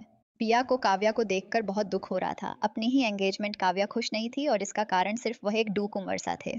यह सोचते हुए वह गुस्से में कुंवरसा की तरफ देखती है, लेकिन जब सम्राट की नजर उस पर पड़ती है तो वह तुरंत अपनी नजरें हटा लेती है। कुछ दिन बाद दोनों परिवारों में जोरों शोरों से शादी की तैयारियां चल रही थीं। सभी लोग शादी की तैयारियों में शुमार थे। पूरे जैसलमेर में भी कुंवरसा की शादी के खुशी में उत्सव मनाए जा रहे थे और सभी बहुत खुश थे सिवाय दूल्हा दुल्हन को छोड़ के। माथुर विला आज काव्या और उसकी माँ शादी की शॉपिंग करने आए थे। साथ में पिया भी थी। वह लोग एक साड़ी की बड़ी सी दुकान में बैठे थे और सम्राट की माँ का इंतजार कर रहे थे। वह भी काव्या का लहंगा पसंद करने के लिए आने वाली थी। काव्या देख ये साड़ी तुझ पर कैसी लगेगी। काव्या की माँ जो साड़ी की दुकान पर बैठी थी वह काव्या से पूछती है, लेकिन काव्या का ध्यान कहीं और ही था। ये देखकर काव्या की माँ उससे पूछती है, क्या हुआ तुझे, ऐसे मुंह लटकाकर क्यों बैठी है। ये सुनकर काव्या कहती है, तो क्या खुशी से नाचूं। ऐसे इंसान से शादी हो रही है जिससे कोई इंटरेस्ट ही नहीं है, शादी में बस एक हफ्ता बचा है शादी को, और आज तक उन्होंने मुझे एक कॉल तक नहीं किया और ना ही मुझसे कभी कोई बात की। काव्या ये कह ही रही थी कि तभी वहां सम्राट की माँ और उसकी बहन सृष्टि आते हैं। उनके साथ दो बॉडीगार्ड्स भी थे। काव्या की बातें सम्राट की माँ सुन लेती है। ये देखकर काव्या की माँ तुरंत कहती है, रानी सा इसकी बातों पर ध्यान मत दीजिए, ये तो नासमझ है, कुछ भी बोलती है। यह सुनकर सम्राट की माँ कहती है, नहीं समधन जी, काव्या का कहना सही है। हर लड़की के कुछ अरमान होते हैं, इसमें गलत क्या है। गलती तो हमारे सम्राट की ही है, वह बहुत जिद्दी है, अपनी जिंदगी में किसी को इतनी जल्दी जगह नहीं देता। इस पर सृष्टि कहती है, काव्या भाभी भाई स्ट्रिक्ट लगते हैं, लेकिन है नहीं, वह बहुत स्वीट है, बस थोड़ा टाइम लगेगा आपको ये समझने में। ये सारी बातें सुनकर काव्या मन ही मन चिढ़ रही, लेकिन वह ऊपर से बस मुस्कुरा देती है। रानी सा काव्या के करीब आकर उसके हाथों को पकड़कर कहती है, आप टेंशन मत लीजिए, हम सम्राट से कहेंगे कि वह आपको कहीं डिनर पर ले जाए, फिर कर लीजिएगा। अब बात इस पर सृष्टि भी कहती है, हाँ भाभी मैं जिद करूंगी ना भाई से, उन्हें मानना ही पड़ेगा। अच्छा चलो काव्या, अब आप अपने लिए लहंगा पसंद कर लो, जो अच्छा लगे बस कह देना, बाकी हम देख लेंगे। रानी सा ये कहती है। इसके बाद वह लोग साड़ियों और लहंगे की शॉपिंग करने लगते हैं। काव्या के मन की सारी चीज मिल जाती है, पर अब तक उसने शादी का लहंगा डिसाइड नहीं किया था। इतने सारे खूबसूरत लहंगे थे, पर फिर भी वह कोई एक चूज नहीं कर पा रही थी। काव्या बेटा जल्दी पसंद कर, समाधन जी को भी देर हो रही है ना। काव्या की माँ कहती है। रानी सा अपने सामने खड़े सेल्स बॉय और गर्ल को बोलती है, और भी अच्छे लहंगे दिखाओ जिसे पहनकर हमारी बहू बिल्कुल महारानी जैसी लगे। इस पर वह लड़का कहता है, रानी सा हमने लहंगे का सारा कलेक्शन दिखा दिया है, ये सारे डिजाइनर लहंगे हैं। इतना ढूंढने के बाद भी काव्या किसी एक लहंगे के लिए रेडी नहीं हो रही थी। यहाँ पिया इन लोगों के पीछे खड़ी बोर हो रही, वो बस घूम घूम कर पूरे शोरूम में टंगे सुंदर सुंदर साड़ियां और सूट देख रही थी। तभी उसकी नजर दूर रखी एक मैनेक्विन पर जाती है। उस मैनेक्विन ने एक बहुत सुंदर ऑरेंज कलर का लहंगा पहन रखा था, जिसका कलर दूर से बेहद खूबसूरत लग रहा था। वो उसके पास जाती है और लहंगे को सामने से देखने लगती है। उस पर की गई रजवाड़ी निकाशी और डिजाइन बहुत खूबसूरत लग रहा था। वह अपनी नजरें लहंगे से हटा ही नहीं पा रही थी। काश वह इस लहंगे को पहन पाती। वह अपने मन में यह तय कर लेती है कि अपनी शादी में वह यही लहंगा पहनेगी। वो ये सब सोच ही रही थी कि तभी पीछे से आवाज आती है, ma'am may I help you. ये सुनकर पिया पीछे मुड़ती है तो एक सेल्स गर्ल को खड़ी देखती है। वह समझ नहीं पाती कि क्या कहें, इसलिए वह बस ऐसे ही पूछ लेती है इसका प्राइस। इस पर वो सेल्स गर्ल कहती है, मैम इट्स ओनली 9 lakhs। ये सुनकर पिया के होश उड़ जाते हैं। वह अपने मन में सोचती है कि इतने पैसों में तो दो शादियां हो जाएंगी। ये सोचकर पिया एक लास्ट बार लहंगे को देखती है, क्योंकि इस जन्म में तो ये लहंगा पहनना उसके लिए इम्पॉसिबल है। वह मन गिराकर वहां से बिना कुछ कहे काव्या के पास आ जाती है। यहाँ काव्या परेशान बैठी थी। उसे समझ नहीं आ रहा था कि वह कौन सा लहंगा ले। वो अपने लहंगे में कोई कॉम्प्रोमाइज नहीं करना चाहती थी। वह ये सब सोच ही रही थी कि पिया वहां आती है। ये देखकर काव्या उससे गुस्से में धीरे से कहती है, कहाँ गई थी तू। यहाँ मैं इतनी परेशान हूँ, समझ नहीं आ रहा कौन सा लहंगा लूं। इस पर पिया कहती है, हम बस वह लहंगा देख रहे थे। पिया ये कहते हुए उस लहंगे की तरफ देखती है और काव्या भी उसी तरफ देखती है, और लहंगा देखते ही वह उसे एक नजर में पसंद आ जाता है। रात का समय राजमहल। यहाँ दादी सा कबीर की माँ के साथ बैठी शादी की तैयारियां देख रही थी, और सम्राट सोफे पर बैठा लैपटॉप पर कुछ काम कर रहा था। सावंत जी भी वही उसके पीछे हाथ बांधे खड़े थे, और ये चीज सम्राट को बिल्कुल भी पसंद नहीं आ रही थी। उसने हजारों बार सावंत जी से कहा है कि उन्हें ऐसा करने की जरूरत नहीं है, लेकिन वह सुनते ही नहीं। वह सावंत जी को देखते हुए कहता है, आप क्यों ऐसे हमारे सिर पर खड़े हैं, बैठ क्यों नहीं जाते। इस पर सावंत जी सर झुकाए कहते हैं, कुंवर साहब हम आपके सामने कैसे बैठ सकते हैं, आपका ओहदा हमसे बहुत ऊपर है, आपकी कोई फरमाइश हो तो बताइए। ये सुनकर सम्राट कहता है, हम क्या आपको 6 महीने का बच्चा दिखते हैं जो खुद से कुछ कर नहीं सकता, अगर हमें कुछ चाहिए होगा तो हम खुद ले लेंगे। सम्राट के कहने के बाद भी सावंत जी अभी भी सिर झुकाए वहीं खड़े थे। यह देखकर सम्राट गुस्से में कहता है, सावंत जी बैठिए, हमारा आदेश है यह। सावंत जी को समझ नहीं आ रहा था कि वह क्या करें। इस तरह कुंवरसा के सामने बैठना उनके रूल्स के खिलाफ था, लेकिन वह कुंवरसा के कहे को कैसे ना कर सकते हैं। इसलिए वह सम्राट के सोफे के दूर ऑपोजिट में लगे हुए सोफे पर डरते हुए बैठ जाते हैं, और दादी सा की तरफ देखते हुए जो उन्हें चुपचाप शांति से बैठने का इशारा करती है, वो रुमाल से अपना सिर पोंछने लगते हैं। ये देखकर सम्राट एक नौकर से कहता है, इनके लिए एक ठंडा जूस लेकर आइए, कुछ ज्यादा गर्मी लग रही है इनको। वो नौकर तुरंत हाँ में अपना सिर हिलाकर किचन में चला जाता है। तभी वहां सृष्टि और रानी सा घर वापस आते हैं। सम्राट को घर पर देख सृष्टि खुश हो जाती है और भाग जाकर अपने भाई की बगल में बैठ जाती है। सम्राट सृष्टि के बालों को सहलाते हुए कहता है, कैसी रही आपकी शॉपिंग, अब खुश हो ना आप। इस पर सृष्टि हंसते हुए कहती है, हाँ भाई साहब, लेकिन मेरी और डिमांड है। यह सुनकर रुद्र हंसते हुए कहता है, बस ऑर्डर दीजिए, आप तुरंत पूरी हो जाएगी। इस पर सृष्टि अपनी माँ को देखती है और फिर कहती है, पक्का ना आप पूरी करोगे ना वादा करो। सृष्टि की बात सुनकर सम्राट कहता है, हाँ किया वादा। अब बताइए तो आप क्या चाहती हैं? इस सृष्टि कहती है, हम चाहते हैं आप काव्या भाभी को लेकर कहीं डेट कर जाओ। ये सुनकर सम्राट चिढ़ जाता है और कहता है, अपने कमरे में जाइए और ये सब छोड़कर पढ़ाई पर ध्यान दीजिए। ये कहकर सम्राट वापस अपने लैपटॉप में कुछ काम करने लगता है। सृष्टि दादी और माँ को देखती है। दादी सा उसे इशारा करती है फिर से सम्राट से रिक्वेस्ट करने के लिए। सृष्टि कुछ सोचकर कहती है, भाई साहब आपने तो कहा था कि आप मेरी सारी डिमांड पूरी करेंगे और अपने दिए हुए वचन से मुकरना राजपूतों के खून में नहीं। यह सुनकर सम्राट कहता है, आप ऐसे नहीं मानेंगी। इस सृष्टि तुरंत कहती है, प्लीज प्लीज प्लीज भाई साहब, डॉट डॉट भाभी को डिनर पे ले जाए, आप उन्हें थोड़ा जान भी लेंगे। सृष्टि की बात सम्राट को सही ही लग रही। अब जब उसे ये शादी करनी ही पड़ेगी तो कम से कम वो जान तो ले कि लड़की कैसी है। इसलिए वो कहता है, अच्छा ठीक है, हम जाएंगे उन्हें लेकर डिनर पे। आप उनको फोन करके कह दीजिएगा हम आज शाम 8 बजे उन्हें घर से पिक कर लेंगे। ये सुनकर सृष्टि खुश हो जाती है और उठकर जाकर अपनी माँ को गले से लगा लेती है। ये देखकर सम्राट समझ जाता है कि यह इन लोगों का पहले से ही प्लान था। माथुरविला यहाँ काव्या शीशे के सामने खड़ी तैयार हो रही थी। उसने काले रंग का वन पीस पहना था जो उसके घुटने तक आ रही थी। होठों पे लाल लिपस्टिक और बाल खुले ही छोड़े थे। वह बेहद खूबसूरत लग रही थी। वह पिया से पूछती है, बता मैं कैसी लग रही हूँ? इस पर पिया कहती है, एकदम झक्कास, बिल्कुल हॉट। ये सुनकर काव्या वापस खुद को शीशे में निहारने लगती है। तभी वहां काव्या की माँ और पिया की माँ आते हैं। काव्या की माँ काव्या को देखकर अपना सिर पकड़ लेती है और कहती है, अरे बावली, ये क्या पहना है तूने? तू ऐसे कपड़े पहनकर बाहर जाएगी? इस पे काव्या गुस्से में कहती है, अरे इसमें गलत क्या है?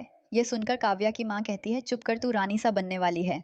लोग तुझे ऐसे कपड़े में देखेंगे तो क्या सोचेंगे? चल उतार इसे तुरंत। राधिका, उसके लिए दूसरे कपड़े निकालो। वो ये कह ही रही थी कि तभी घर की घंटी बजने लगती है। इस पर काव्या की माँ गुस्से में पिया से कहती है, अरे खड़ी क्या है, जा देखकर आ कौन है। यह सुनकर पिया तुरंत नीचे भागकर आती है और आकर जैसे ही गेट खोलती है, सामने खड़े शख्स को देख चौंक जाती है।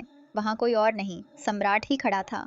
उसे देखकर पिया की बड़ी बड़ी आंखें और भी बड़ी हो जाती है। सम्राट अभी भी कंफ्यूजन में बाहर ही खड़ा था क्योंकि पिया कुछ बोल ही नहीं रही थी। पिया को समझ ही नहीं आ रहा था कि वह क्या कहे, पता नहीं उसे ऐसा क्यों लग रहा था। इतने में ही सम्राट की आवाज आती है, क्या हो गया आपको? आप हमें अंदर आने नहीं देंगी। ये सुनकर पिया होश में आती है और कहती है, नहीं आइए ना अंदर प्लीज। पिया सामने से हट जाती है और सम्राट घर के अंदर आता है। पिया का दिल बहुत जोरों से धड़क रहा था। उसे ऐसा कभी किसी के सामने नहीं लगता था, लेकिन सम्राट के सामने वह बिल्कुल घबरा सी जाती थी। सम्राट के अंदर आने से यह बड़ा सा घर भी आज काफी छोटा लग रहा था। वह इससे अपना ध्यान हटाकर कहती है, खड़े क्यों हैं, बैठिए ना। यह कहकर वह सोफे के पास जाती है और तुरंत अपने ओढ़नी से सोफे को झाड़ देती है। सम्राट बस पिया को ध्यान से देख रहा था। पिया की सादगी उसे अपनी ओर खींच रही थी, लेकिन वह अपना ध्यान उससे हटाकर सोफे पर किसी राजा की तरह बैठ जाता है और कहता है, बाकी सब कहाँ हैं? कोई दिख नहीं रहा। इस पर पिया कहती है, वह बड़े पापा और भाई बाहर मिठाइयाँ लेने गए हैं और काव्या दी ऊपर तैयार हो रही है, हम उन्हें बुलाकर। पिया ये कह ही रही थी कि तभी सम्राट अचानक से पूछता है, आपका क्या नाम है? इस पर वह कहती है, पिया वो ये कहती ही है कि इतने में काव्या गुस्से में वहां उसी ड्रेस में आती है और उसके पीछे से उसकी माँ भी चिल्लाते हुए आ रही थी। लेकिन जब दोनों सम्राट को बाहर बैठा देखती है तो दंग हो जाती है। काव्या की माँ तुरंत सामने आकर कहती है, कुंवर सा आप आ गए। अरे पिया, तू खड़ी क्या है? जा पानी चाय नाश्ता लेकर आ। इस पर सम्राट कहता है, नहीं कुछ मत लाइए, हम बस निकलने वाले हैं। ये सुनकर काव्या की माँ कहती है, अरे ऐसे कैसे काव्या के पापा?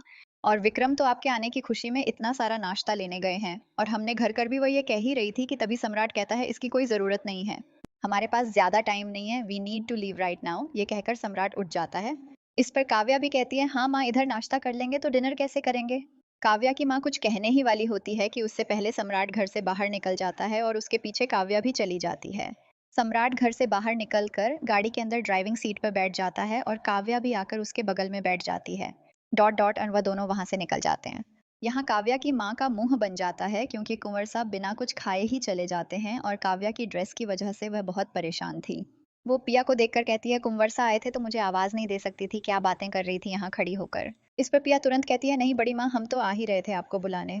इतने में ही काव्या की माँ चिढ़ते हुए कहती है, अच्छा ठीक है, चल जा, रात के खाने की तैयारी कर। यहाँ दूसरी तरफ काव्या जो गाड़ी में बैठी बार बार सम्राट की तरफ देख रही थी, लेकिन सम्राट ने अब तक कुछ भी नहीं कहा था और बस गाड़ी चला रहा था। यह देखकर काव्या कुछ सोचकर कहती है, कुंवर साहब हम कहाँ जा रहे हैं? इस पर सम्राट कहता है, हमारा रेस्टोरेंट है, वहीं जाएंगे। काव्या इंतजार कर रही थी कि सम्राट और भी कुछ कहेगा, लेकिन वह कुछ कह ही नहीं रहा था। दूसरी तरफ राजमहल, यहाँ सम्राट की माँ दादी सा कबीर, उसके माँ बाप और हुकुम सा बैठे थे। उनके सामने एक गुरुजी बैठे थे जो पूरे जैसलमेर में काफी ज्यादा प्रसिद्ध थे।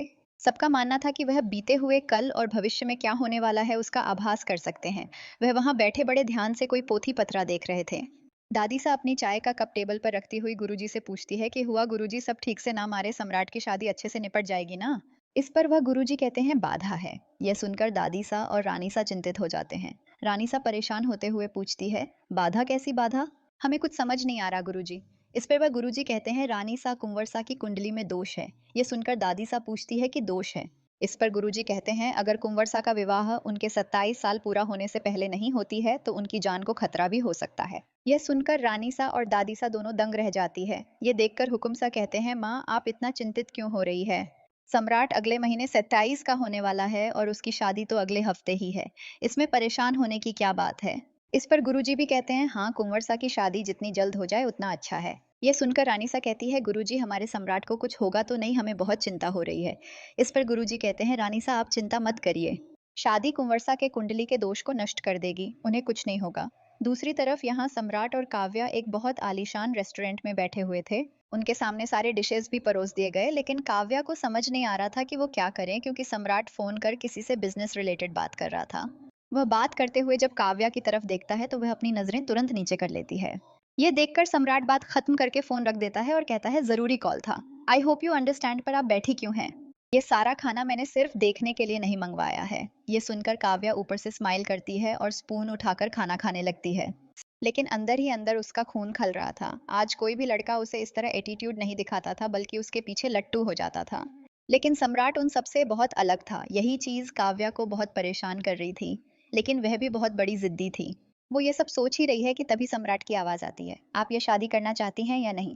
अगर आप पर किसी भी तरह का दबाव बनाया जा रहा है तो प्लीज बता देना। इस पर काव्या तुरंत कहती है, नहीं नहीं कुंवरसा, ऐसा नहीं है। अब कुंवरसा से शादी करना तो बहुत बड़ा लक है, इसमें कोई दबाव का सवाल ही नहीं है। यह सुनकर सम्राट हंसते हुए पूछता है, लक स्ट्रेंज? एनीवेज, तो आप इस शादी से खुश हैं? इस काव्या तुरंत मुस्कुराते हुए कहती है, जी। सम्राट काव्या को ध्यान से देखते हुए कहता है, लेकिन मेरी कुछ शर्तें हैं, अगर आपको पसंद ना आए then you are free to back away. यह सुनकर काव्या पूछती है, कैसी शर्तें? इस पर सम्राट कहता है, यही कि आप शादी के बाद मेरे किसी भी मामले में दखलंदाजी नहीं करेंगी, चाहे वह प्रोफेशनल हो या पर्सनल। आप मुझसे कभी सवाल नहीं करेंगी, because I don't like those who questions me. ये सब सुनकर काव्या सोच में पड़ जाती है। ये शर्तें उसे थोड़ी अजीब लग रही थीं, लेकिन वह शादी से इनकार नहीं करना चाहती थी। आखिर रानी सा बनने का मौका कोई कैसे गवा सकता है?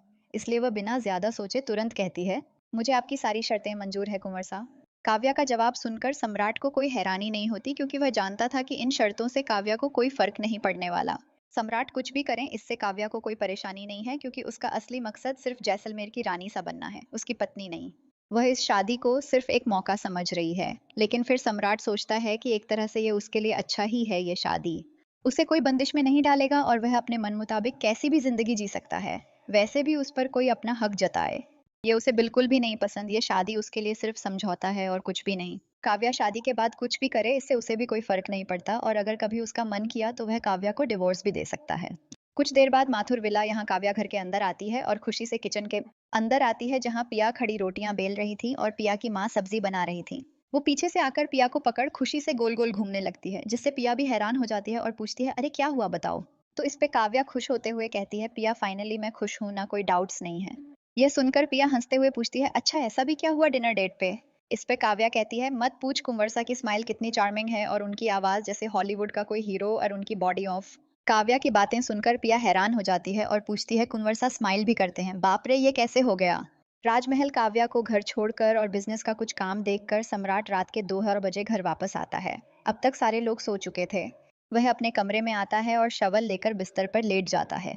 तभी उसके कमरे के दरवाजे पर कोई नॉक करता है। ये सुनकर वह कहता है, दरवाजा खुला है। उसके इतना कहते ही रानी सा कमरे के अंदर आती है। उन्हें देखकर सम्राट हैरानी से मजाक में पूछता है, अरे आप अब तक जगी है या फिर आपने स्लीप वॉकिंग चालू कर दिया है? रानी सा सम्राट के सामने बिस्तर पर बैठती है और कहती है, कुछ बात करनी थी आपसे, अब इसके लिए हमें समय देखना होगा। इस पर सम्राट कहता है, अब आ ही गई है तो बात कर लीजिए। रानी सा पूछती है, डिनर कैसा गया आपका? इस पर सम्राट कहता है, गुड। ये सुनकर रानी सा खुश हो जाती है। वह खुशी से कहती है, शुक्र है, हमें तो लगा था कि आप जरूर हमारी बहू का दिल दुखाकर आ जाएंगे। इस पर सम्राट हंसते हुए कहता है, दिल दुखने के लिए दिल का होना भी जरूरी है। ये सुनकर रानी सा कहती है, क्या कुछ भी बोल रहे हैं? कुछ ऐसा मत करिए जिससे ये शादी टूट जाए। इस पर सम्राट कहता है, आप तो ऐसे बोल रही है जैसे शादी अगर टूट गई तो हम कहीं के नहीं रहेंगे। यह सुनकर रानीसा कहती है, यह शादी बहुत जरूरी है। सम्राट, आपकी कुंडली में दोष है। अगर आपकी शादी आपके 27 साल के होने से पहले नहीं हुई तो आपकी जान को खतरा है। यह सुनकर सम्राट अपनी माँ को कुछ देर तक ध्यान से देखता है और हंसने लगता है। वह हंसते हुए कहता है, माँ, आप किसी की भी बातों पर विश्वास कर लेती है। आप क्यों नहीं समझती? हम सम्राट कुछ बोल ही रहा था कि रानीसा झट से कहती है, हमें कुछ नहीं सुनना। आप ये शादी करेंगे बस। इस पर सम्राट चिढ़ते हुए कहता है, अरे अब अभी जाकर फेरे ले ले क्या? आप जाइए, सो जाइए और हमें भी सोने दीजिए। कुछ दिन बाद शादी को अब 2 दिन ही बचे थे। राज परिवार की पुरानी हवेली में ही शादी का सारा इंतजाम किया गया था। यह हवेली राज परिवार की पुश्तैनी हवेली थी। तकरीबन 150 साल पुरानी थी, लेकिन अच्छी देखभाल की वजह से अब भी बुलंद खड़ी थी। पूरी हवेली को दुल्हन की तरह सजाया गया था और सभी मेहमानों के रहने की अच्छी व्यवस्था की गई थी। राज परिवार के सारे लोग यहाँ आ गए थे। शादी की सारी रस्में यही होनी थी और आज लड़की वाले भी यहाँ आने वाले थे। कबीर, मेहमानों की खातिरदारी में कोई कमी नहीं रहनी चाहिए।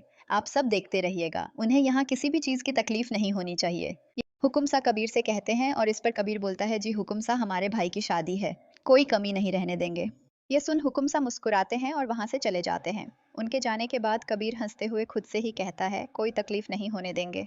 हुकुम सा, आपके मेहमानों को, बल्कि उनका तो अच्छा खासा मनोरंजन होने वाला है यहाँ।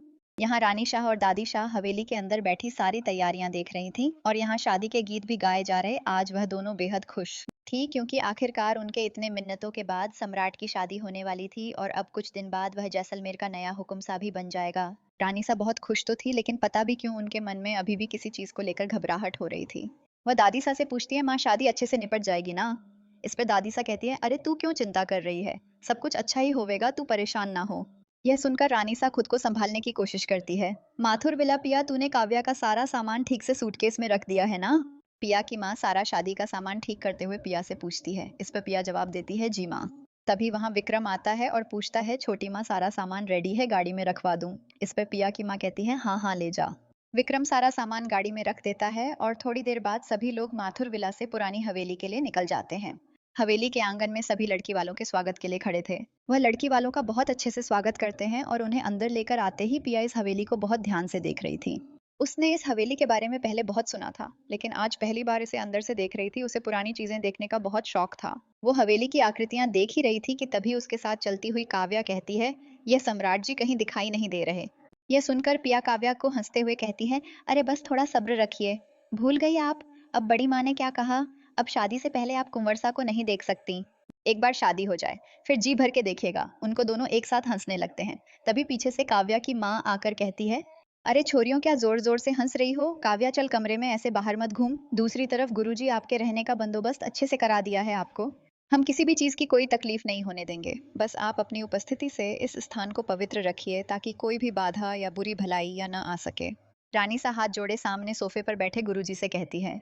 इस पर वह गुरुजी कहते हैं, वैसे तो हमें काशी के लिए निकलना था, परंतु अब आप इतना आग्रह कर रही है और हमारे कुंवरसा की शादी है तो हम रुक जाते हैं, किंतु शादी होते ही हम यहाँ से प्रस्थान कर जाएंगे। ये सुनकर दादी सा कहती है, जैसी आपकी इच्छा हो गुरुजी। इस पर गुरुजी कहते हैं, वधु को बुलाइए, हम उसे महादेव का ये भूत लगा देते हैं ताकि बुरे सा दूर रहे। यह सुनकर रानी सा तुरंत सृष्टि से कहती है, सृष्टि, काव्या को बुलाकर ले आइए। सृष्टि जाकर काव्या को उसके कमरे से बुला लाती है। काव्या की माँ पिया को भी काव्या के साथ जाने के लिए कहती है। पिया और काव्या दोनों सृष्टि के साथ नीचे आते हैं। उनके पीछे पिया की माँ राधिका भी साथ आती है। रानी सा उनकी पहचान गुरुजी से करवाती है। गुरुजी, ये है हमारी होने वाली बहू काव्या और ये इनकी छोटी माँ है राधिका जी और उनकी बेटी पिया। वो सब गुरुजी को हाथ जोड़कर प्रणाम करते हैं। राधिका जी कहती है, काव्या, पिया, जाओ, गुरुजी के पैर छूकर उनका आशीर्वाद ले लो। काव्या आगे बढ़ती है और गुरुजी के पैर छूकर उनका आशीर्वाद लेती है। गुरुजी भी सोफे से उठकर उसे आशीर्वाद देते हैं। काव्या के बाद पिया भी आकर झुककर गुरुजी से आशीर्वाद लेती है, लेकिन जैसे ही वह उठने जाती है, उसका सिर गुरुजी के हाथों से टकरा जाता है, जिस हाथ में उन्होंने एक लाल कपड़ा रखा था जिस पर वह बभूत था। पिया का सिर टकराने से उनके हाथों से वह भूत उसके सिर पर गिर जाता है। ये देखकर सब हैरान हो जाते हैं। ऐसा होने से पिया भी चौंक जाती है। सारा भूत उसके बालों में बिखर चुका था। वह डर कर अपनी माँ की तरफ देखती है। उसकी माँ उसके पास आकर कहती है, बेटा, ध्यान देना चाहिए ना, देख। पिया की माँ ये कह ही रही थी कि तभी दादी सा गुस्से में कहती है, ए छोरी, कठे ध्यान है, थारा जे भूत बिंदड़ी के लिए था। इस पर रानी सा उन्हें शांत कराते हुए कहती है, माँ सा, गलती से हो गया होगा। यह सुनकर दादी सा चिढ़ते हुए कहती है कि गलती ध्यान देना चाहिए ना। इस पर गुरुजी कहते हैं, कोई बात न से, राजमाता, हमारे झोले में और भी भूत रखा हुआ है। ये सुनकर दादी सा गुस्से से पिया की तरफ देखती है और पिया तुरंत अपनी नजरें झुका लेती है। यह देखकर रानी सा कहती है, पिया बेटा, आपके पूरे बालों में भूत फैल गया है, जाइए साफ कर लीजिए। यह सुनकर पिया तुरंत हाँ में अपना सिर हिलाती है और वहां से चली जाती है। दूसरी तरफ यहाँ सम्राट की गाड़ी पुरानी हवेली के सामने आकर रुकती है। गाड़ी से नीचे सम्राट, उसका दोस्त अभिषेक, कबीर और सावंत जी उतरते हैं। वह लोग बिजनेस का सारा काम खत्म करके अब पुरानी हवेली आए हवेली के अंदर आते हुए अभिषेक कहता है, चलो अब फाइनली 4 दिन रिलैक्स करेंगे और शादी एंजॉय करेंगे। वो ये कहकर हंसते हुए सम्राट की तरफ देखता है, लेकिन उसके चेहरे पर ना कोई एक्सप्रेशन देख वो अपना मुंह बंद कर लेता है। वह सब आपस में बात करते हुए आ रहे थे। सम्राट उन सबसे आगे चल रहा था और यहाँ पिया भी जल्दी जल्दी अपने कमरे की तरफ बढ़ रही थी। भूत से उसके पूरे बाल ग्रे हो चुके थे। अब उसे वापस से नहाना पड़ेगा, उसे नीचे जाना ही नहीं चाहिए था। वह अपने मन में तय कर लेती है कि अब वह दादी सा की नजरों से दूर ही रहेगी। वो ये सब सोचते हुए आगे बढ़ ही रही थी कि तभी उसकी टक्कर किसी दीवार से हो जाती है। टकराने से उसके नाक में दर्द भी होने लगता है। जब वह अपने नाक को सहलाते हुए ऊपर की तरफ देखती है तो वहां कोई दीवार नहीं बल्कि कोवर सा खड़े थे। पिया के टकराने से सम्राट के काली शर्ट पर भी लग जाता है। सम्राट पिया की ऐसी हालत देख समझ नहीं पाता कि आखिर वह ऐसे क्यों घूम रही है। यहाँ पीछे खड़ा अभिषेक पिया के गृह बालों को देखकर हंसने लगता है और कहता है, अरे लगता है पुरानी हवेली में किसी क्यूट सी चुड़ैल का बसेरा हो गया है। यह सुनकर पिया चिढ़ जाती है। इस पर कबीर पिया से पूछता है, पिया ये अपना क्या हाल बना रखा है तुमने? वो मैं पिया ये कह ही रही थी कि तभी उसकी नजर सम्राट के शर्ट पर जाती है जिस पर धब्बे पड़ चुके थे। ये देखकर वह सम्राट से कहती है, कुंवर सा सॉरी आपकी शर्ट बिल्कुल। वो ये कह ही रही थी कि तभी सम्राट कड़ी आवाज में कहता है, जाकर पहले खुद को साफ करिए। इतना कहकर वह वहां से चला जाता है और सावंत जी भी वहां से उसके पीछे चले जाते हैं। सम्राट का एटीट्यूड देख पिया का पारा चढ़ने लगता है। इतने में ही कबीर कहता है, पिया सारे मेहमानों के सामने ऐसे ही रहोगी क्या? जाओ। ये सुनकर पिया अपना सिर हाँ में हिलाती है और कबीर भी वहां से चला जाता है। पिया भी वहां से जाने लगती है, लेकिन तभी पीछे से अभिषेक की आवाज आती है। अरे सुनो! आवाज सुनकर पिया पीछे मुड़ती है। अभिषेक अपने पॉकेट से फोन निकालता है और हंसी दबाते हुए कहता है, can I take a pic of yours? यह सुनकर पिया चिढ़ जाती है और बिना कुछ कहे वहां से चली जाती है। लेकिन अभिषेक अभी भी वहीं खड़ा उसे जाते हुए देख रहा था। यहाँ कबीर अपने कमरे की तरफ जा रहा था कि तभी उसे सामने से काव्या आती हुई दिखती है। काव्या कबीर को देख वहीं रुक जाती है। यह देख कबीर मुस्कुराता है और उसके पास आते हुए कहता है, हेलो माय, समझ नहीं आ रहा क्या बोलूं, माय लव या माय डियर भाभी? यह सुनकर काव्या मुंह बनाते हुए कहती है, कुछ ना कहो और अपना मुंह बंद रखो तो ही अच्छा होगा। इस पर कबीर हंसते हुए कहता है, शुक्र मानो कि मेरा मुंह बंद है, वरना अब तक तो यह शादी टूट चुकी होती। यह सुनकर काव्या गुस्से में कहती है, तुम ऐसा कुछ नहीं करोगे। हमारे बीच जो भी था वह अब पास्ट है, अच्छा होगा कि तुम वह सब भूल जाओ। इस पर कबीर कहता है, आखिर कब तक छुपेगा तुम्हारा ये सो कॉल्ड पास्ट? एक ना एक दिन तो सम्राट को पता चल ही जाएगा ऑब्वियसली। ये सुनकर काव्या कहती है, हाँ तो क्या हुआ, उनकी भी तो कोई एक्स होगी, इसमें बुरा क्या है? हमारे बीच अब ऐसा कुछ नहीं है। ये कहकर काव्या वहां से चली जाती है, लेकिन कबीर को पता था कि काव्या जो सोच रही है ऐसा कुछ भी नहीं है। वह तो जानती ही नहीं कि सम्राट किस किस्म का इंसान है। यह सोचकर उसके चेहरे पर एक कुटिल मुस्कान आ जाती है। दूसरी तरफ यहाँ गार्डन में बने हुए पुल में सम्राट स्विमिंग कर रहा था। वह शर्टलेस था जिससे उसकी अच्छी खासी बॉडी दिख रही थी और वहां से आती जाती लड़कियां जो लड़की वालों की तरफ से थीं, वह सम्राट को ही निहारे जा रही थीं। तभी वहां अभिषेक आता है और पूल के सामने लगे सोफे पर फैलकर बैठ जाता है और चारों तरफ देखकर हंसते हुए सम्राट से हंसते हुए कहता है, थोड़ा संभाल के दूल्हे राजा, तेरी सारी सालियां तुझे ताड़ रही है। अभिषेक की बात सुनकर सम्राट उन लड़कियों की तरफ देखता है जो उसकी ही तरफ देखकर एक दूसरे से हंसी मजाक कर रही थीं। ये देखकर सम्राट कहता है, आई डोंट केयर। इस पर अभिषेक कहता है, अच्छा ठीक है, ये सब छोड़, ये बता वो लड़की कौन थी जो हमें थोड़ी देर पहले बाहर दिखी थी, क्या नाम था उसका? हाँ पिया शायद। यह सुनकर सम्राट उससे पूछता है, क्यों? इस पर अभिषेक कहता है, बस ऐसे ही। सम्राट पूल से बाहर आता है और टॉवल से खुद को पोंछते हुए कहता है, वह काव्या के घर में रहती है, बचपन से उसकी बहन की तरह है। इस पर अभिषेक कहता है, अच्छा तब तो उस पर लाइन मार सकते हैं। यह सुनकर सम्राट रुक जाता है। अभिषेक की यह बात उसे बहुत अजीब लग रही थी। वह गुस्से में कहता है, ये सब बाहर करना यहाँ नहीं, वैसे भी वह तेरे से बहुत छोटी है। इस पर अभिषेक कहता है, तू तो ऐसे बोल रहा है जैसे मैं कोई बूढ़ा हूँ। तुझसे 1 साल छोटा ही हूँ, 26 बस, और वो 16 साल की बच्ची तो नहीं लगती जो तू ऐसे बोल रहा है। ये सुनकर सम्राट कड़ी आवाज में कहता है, 16 की नहीं है बट वह अभी कॉलेज में ही है, तो होगा शायद 5 साल का डिफरेंस तेरे और उसके बीच, जो भी हो, you are not going to try on her. Samrat की बात सुनकर अभिषेक सीरियस हो जाता है। वह उठता है और उसके पास आकर कहता है, जूनियर से मेरी अच्छी बनती है। यह कहकर वह हंसते हुए वहां से भाग जाता है। अभिषेक की बात सुनकर सम्राट का पारा चढ़ जाता है और वह उसके पीछे जाने को ही होता है कि पीछे से सावंत जी आते हैं और कहते हैं, कुंवर साहब, वो फ्रांस से जॉर्ज फर्नांडिस का कॉल है। रात का वक्त यहाँ आलीशान से कमरे में बिल्कुल अंधेरा था, बस लैंप्स की हल्की रोशनी आ रही थी। बेड पर कुंवर सा लेटे अपनी नींद ले रहे थे। उनकी नींद बहुत कच्ची थी, वह बिल्कुल नींद में थे, लेकिन फिर भी उन्हें कमरे में किसी और के होने का एहसास हो रहा था। लेकिन वह फिर भी अपनी आंखें नहीं खोलते हैं। यहाँ दबे पैर काव्या कुंवरसा के कमरे में आती है। पता नहीं उसके दिमाग में क्या ही चल रहा था। वह कुंवरसा के कमरे के अंदर धीरे से आती है और बिस्तर पर कुंवरसा को लेटा देख चैन के सांस लेती है। कुंवरसा सोते हुए भी काफी हैंडसम लग रहे थे। उनके बिखरे बाल और चौड़े कंधे अंधेरे में भी कहर ढा रहे काव्या आहिस्ता आहिस्ता कदमों से बिस्तर के करीब आती है और कुंवरसा के चेहरे को जैसे ही छूने जाती है तभी सम्राट की आंखें खुल जाती है और वह काव्या का हाथ पकड़ लेती है। ऐसा होने से काव्या घबरा जाती है और यहाँ सम्राट को समझ नहीं आ रहा था कि वह आखिर उसके कमरे में इस वक्त क्या कर रही है।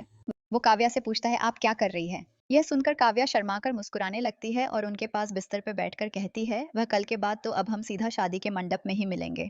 तो मैंने सोचा कि आपसे एक बार बात कर लूं। यह सुनकर सम्राट काव्या का हाथ छोड़ देता है और पूछता है, क्या चाहिए आपको? इस पर काव्या मुस्कुराकर सम्राट के सीने में अपने हाथों को फेरते हुए उसके चेहरे के बिल्कुल करीब आकर कहती है, ओनली वन किस। यह सुनकर सम्राट कहता है, अपने कमरे में जाए। इस पर काव्या कहती है, जाऊंगी। लेकिन उससे पहले एक किस। काव्या ने एक लाल कलर का नाइट गाउन पहन रखा था जो सिर्फ उसके घुटनों तक आ रहा था। वो उसमें बेहद खूबसूरत और हॉट लग रही थी, जिसे देख कोई भी लड़का बहक जाता। वो अपनी उंगलियों से सम्राट के बालों को उसके फोरहेड से हटाती है और उसके होठों की तरफ बढ़ती ही है कि सम्राट का फोन बजने लगता है। वह काव्या को खुद से दूर करता है और कहता है, जाइए अपने कमरे में, इसके लिए हमारे पास बहुत टाइम है। यह कहकर सम्राट अपना फोन लेकर बिस्तर से उतरता है और बालकनी में चला जाता है। यहाँ काव्या मुस्कुराती है और कमरे से बाहर निकल जाती है। दूसरी तरफ यहाँ जब पिया की नींद खुलती है तो बिस्तर पर काव्या को ना देखकर और कमरे के दरवाजा खुला देखकर घबरा जाती है और कहती है, हे भगवान, अब ये कहाँ चली गई? बड़ी माँ ने मना किया था कमरे से बाहर जाने को, तो अब इसके लिए भी वह हमें ही दोष देंगी। ये सब सोचकर वो बिस्तर से उतरती है और कमरे से बाहर काव्या को ढूंढने चली जाती है। काव्या काव्या दी, वो काव्या को आवाज लगाते हुए ढूंढ रही थी। उसे ढूंढते हुए वह एक गलियारे के पास आती है। चारों तरफ रोशनी तो थी, लेकिन ये बड़ी सी हवेली सुबह जितनी आलीशान लग रही थी, रात को उतनी ही भयावह लग रही थी। बड़ी खिड़कियों में टंगे सादे पर्दे हवा से बहुत उड़ रहे थे। ये देखकर उसे बहुत डर लग रहा था, लेकिन फिर भी पिया हिम्मत करके महादेव का नाम जपते हुए आगे बढ़ रही थी। गलियारे में चलते वक्त उसे ऐसा लग रहा था जैसे कोई उसके पीछे चल रहा है। ये सोचकर उसका दिल जोरों से घबराने लगता है। वह जल्दी जल्दी चलने लगती है, पीछे पलटकर देखने की हिम्मत नहीं हो रही थी। उसे वह बस भगवान से मना रही थी कि यह गलियारा जल्दी खत्म हो जाए। थोड़ा आगे जाते ही उसे बाहर गार्डन दिखने लगता है। ये देखकर वह खुश हो जाती है और जल्दी जल्दी बाहर निकलने लगती है। लेकिन जैसे ही वह गलियारे से बाहर गार्डन में 4 कदम आगे आती है, पीछे से कोई उसे रोक लेता है। ऐसा होने से पिया की धड़कनें रुक जाती। यहाँ काव्या अपने कमरे में आती है और पिया को वहां ना देखकर कहती है, अब ये कहाँ चली गई? लेकिन वह इस बारे में ज्यादा नहीं सोचती और ब्लैंकेट ओढ़कर सो जाती है। यहाँ पिया को समझ नहीं आ रहा था कि वह अब क्या करे। वह हिम्मत करके पीछे धीरे धीरे मुड़ती है और अपने पीछे एक लड़के को खड़ा देखती है। ये और कोई नहीं, सम्राट का दोस्त अभिषेक ही था। ये देखकर पिया की सांस में सांस आती है। तभी अभिषेक कहता है, तुम सच में चुड़ैल हो क्या? इतनी रात को बाहर क्यों घूम रही हो? यह सुनकर पिया चिढ़ जाती है और उसके हाथों से अपना दुपट्टा खींचते हुए कहती है, मैं कहीं भी जाऊं आपको क्या? इस पर अभिषेक कहता है, देखिए ज्यादा स्मार्ट मत बनो, मुझे तंत्र विद्या आती है। तुम जैसी कितनी चुड़ैलों को मैंने अपने वश में किया है। ये सब सुनकर पिया का दिमाग खराब हो रहा था। वह कुछ कहने ही जाती है, तभी किसी की आवाज आती है, अभिषेक। आवाज सुनकर अभिषेक और पिया दोनों ऊपर की तरफ देखते हैं तो वहां सम्राट अपनी बालकनी में खड़ा था और काफी गुस्से में भी लग रहा था। वह कड़ी आवाज में पूछता है, क्या हो रहा है वहां? इस पर अभिषेक हंसते हुए कहता है, क्या हो रहा है, हम बस बातें कर रहे थे यार। यह सुनकर पिया तुरंत अपना सिरना में हिलाते हुए सम्राट से कहती है, नहीं कुंवर शाह, हम काव्यादि को ढूंढ रहे थे। वह कमरे में नहीं है, पता नहीं कहाँ गई है। इस पर सम्राट कहता है, वह गई है, आप वापस जाइए कमरे में। यह सुनकर पिया कुछ सोचकर अपना सिर हमें हिलाती है और अभिषेक को गुस्से से देखकर वहां से चली जाती है। उसके जाने के बाद सम्राट अभिषेक से चिढ़ते हुए कहता है, यहाँ दूसरी लड़कियां भी हैं, लीव हर। इस पर अभिषेक कहता है, तुझे क्या प्रॉब्लम है भाई?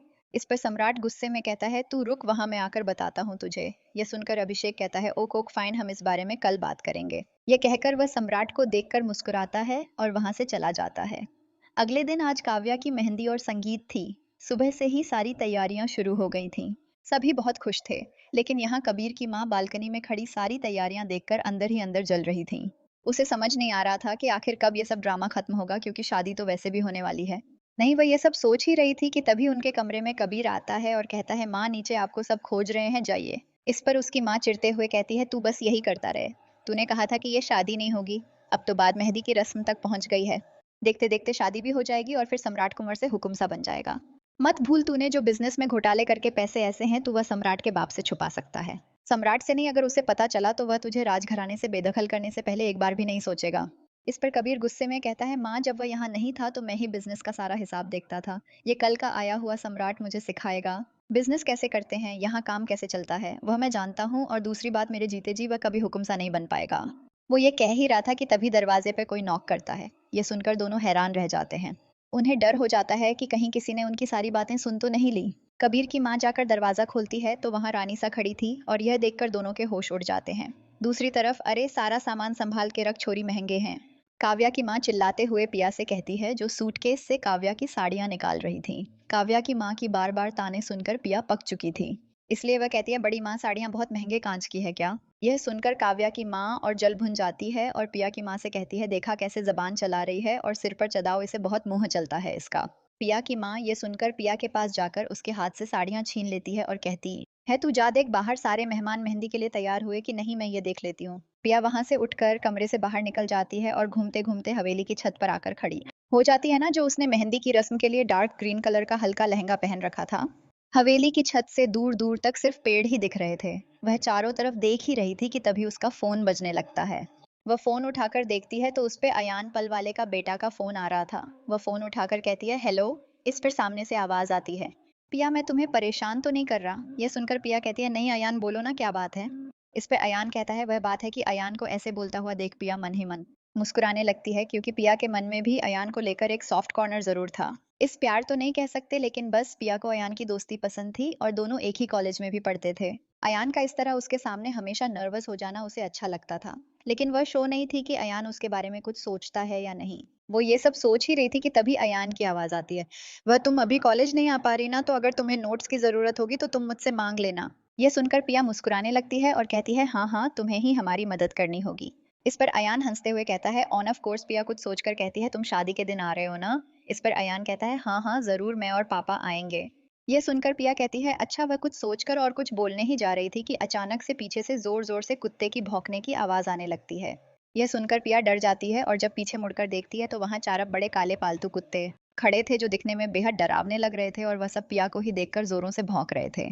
ये देखकर पिया डर जाती है और उसके हाथों से फोन नीचे गिर जाता है। पिया समझ नहीं पा रही थी कि अब वो क्या करें, उसे कुत्तों से बहुत डर लगता था। अगर वह भागेगी तो ये कुत्ते उसे नहीं छोड़ेंगे, अब वो करें तो करें क्या? डर के कारण वह पीछे होकर छत की रेलिंग के सहारे खड़ी हो जाती है, लेकिन ये कुत्ते अभी ही रुकने वाले नहीं थे। उनमें से एक कुत्ता आकर पिया की ओढ़नी को अपने मुंह में लेकर खींचने लगता है। ऐसा होने से पिया की सांसें अटक जाती है, वह डर से तुरंत अपनी ओढ़नी छोड़ देती है। डर से उसकी दोनों आंखें और नाक बिल्कुल लाल हो चुके थे और आंसुओं का समंदर बह रहा था। वो बचने के लिए थोड़ा सा हिलती ही है कि तभी एक दूसरा कुत्ता उसकी तरफ तेजी से भागकर आने लगता है और ये देख पिया की धड़कनें रुक जाती है। वो डर के कारण अपनी आंखें बंद कर लेती है और आने वाले दर्द के लिए तैयार हो जाती है। वह कुत्ता जैसे ही उस पर झपटने जाता है तभी एक आवाज आती है, मैक्स। ये कोई और नहीं, सम्राट था। सम्राट की आवाज सुनते ही वह कुत्ता रुक जाता है और सारे कुत्ते भौंकना भी बंद कर देते हैं। पिया अपनी आंखें खोलती है तो सम्राट को खड़ा देखती है। सारे कुत्ते वहां से भागकर सम्राट के पास चले जाते हैं। वह कुत्ते के मुंह से पिया की ओढ़नी लेकर उसके पास आता है और कहता है, कुत्ते हैं, शेर नहीं, इतना डरो मत। पिया सम्राट के हाथों से अपना दुपट्टा ले लेती है। अब उसे बहुत गुस्सा आ रहा था, हर वक्त उसके साथ ही कुछ ना कुछ बुरा होता है और फिर सुनना भी उससे ही पड़ता है। वो गुस्से में कुंवरसा से कहती है, आपने अपने कुत्तों को सिखाया नहीं कि दूसरों के सामने कैसे पेश आया जाता है? पिया का ऐसा रूप देख सम्राट शॉक हो जाता है।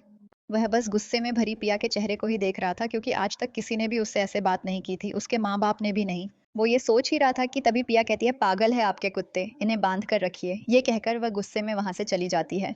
सम्राट अब भी वहीं खड़ा उसे जाते हुए देख रहा था। वो कुछ कहने के लिए एक कदम आगे बढ़ाता ही है कि तभी उसके पैरों के नीचे किसी कांच के टूटने की आवाज आती है। जब वह नीचे देखता है तो वहां एक मोबाइल गिरा हुआ था। कांच के टूटने की आवाज सुनकर पिया भी रुक जाती है और तभी उसे याद आता कि उसका मोबाइल तो अब भी वही गिरा हुआ है। ये सोचकर वह तुरंत पीछे मुड़कर देखती है तो अपने मोबाइल के ऊपर सम्राट के काले जूते देखती है और ये देखकर उसकी धड़कनें रुक जाती। सम्राट अपना पैर मोबाइल के ऊपर से हटा देता है, लेकिन अब मोबाइल का कांच पूरी तरह से क्रैक हो चुका था। पिया भागकर आती है और अपना मोबाइल उठाकर देखते ही उसका दिल भी उसकी कांच की तरह टूट जाता है।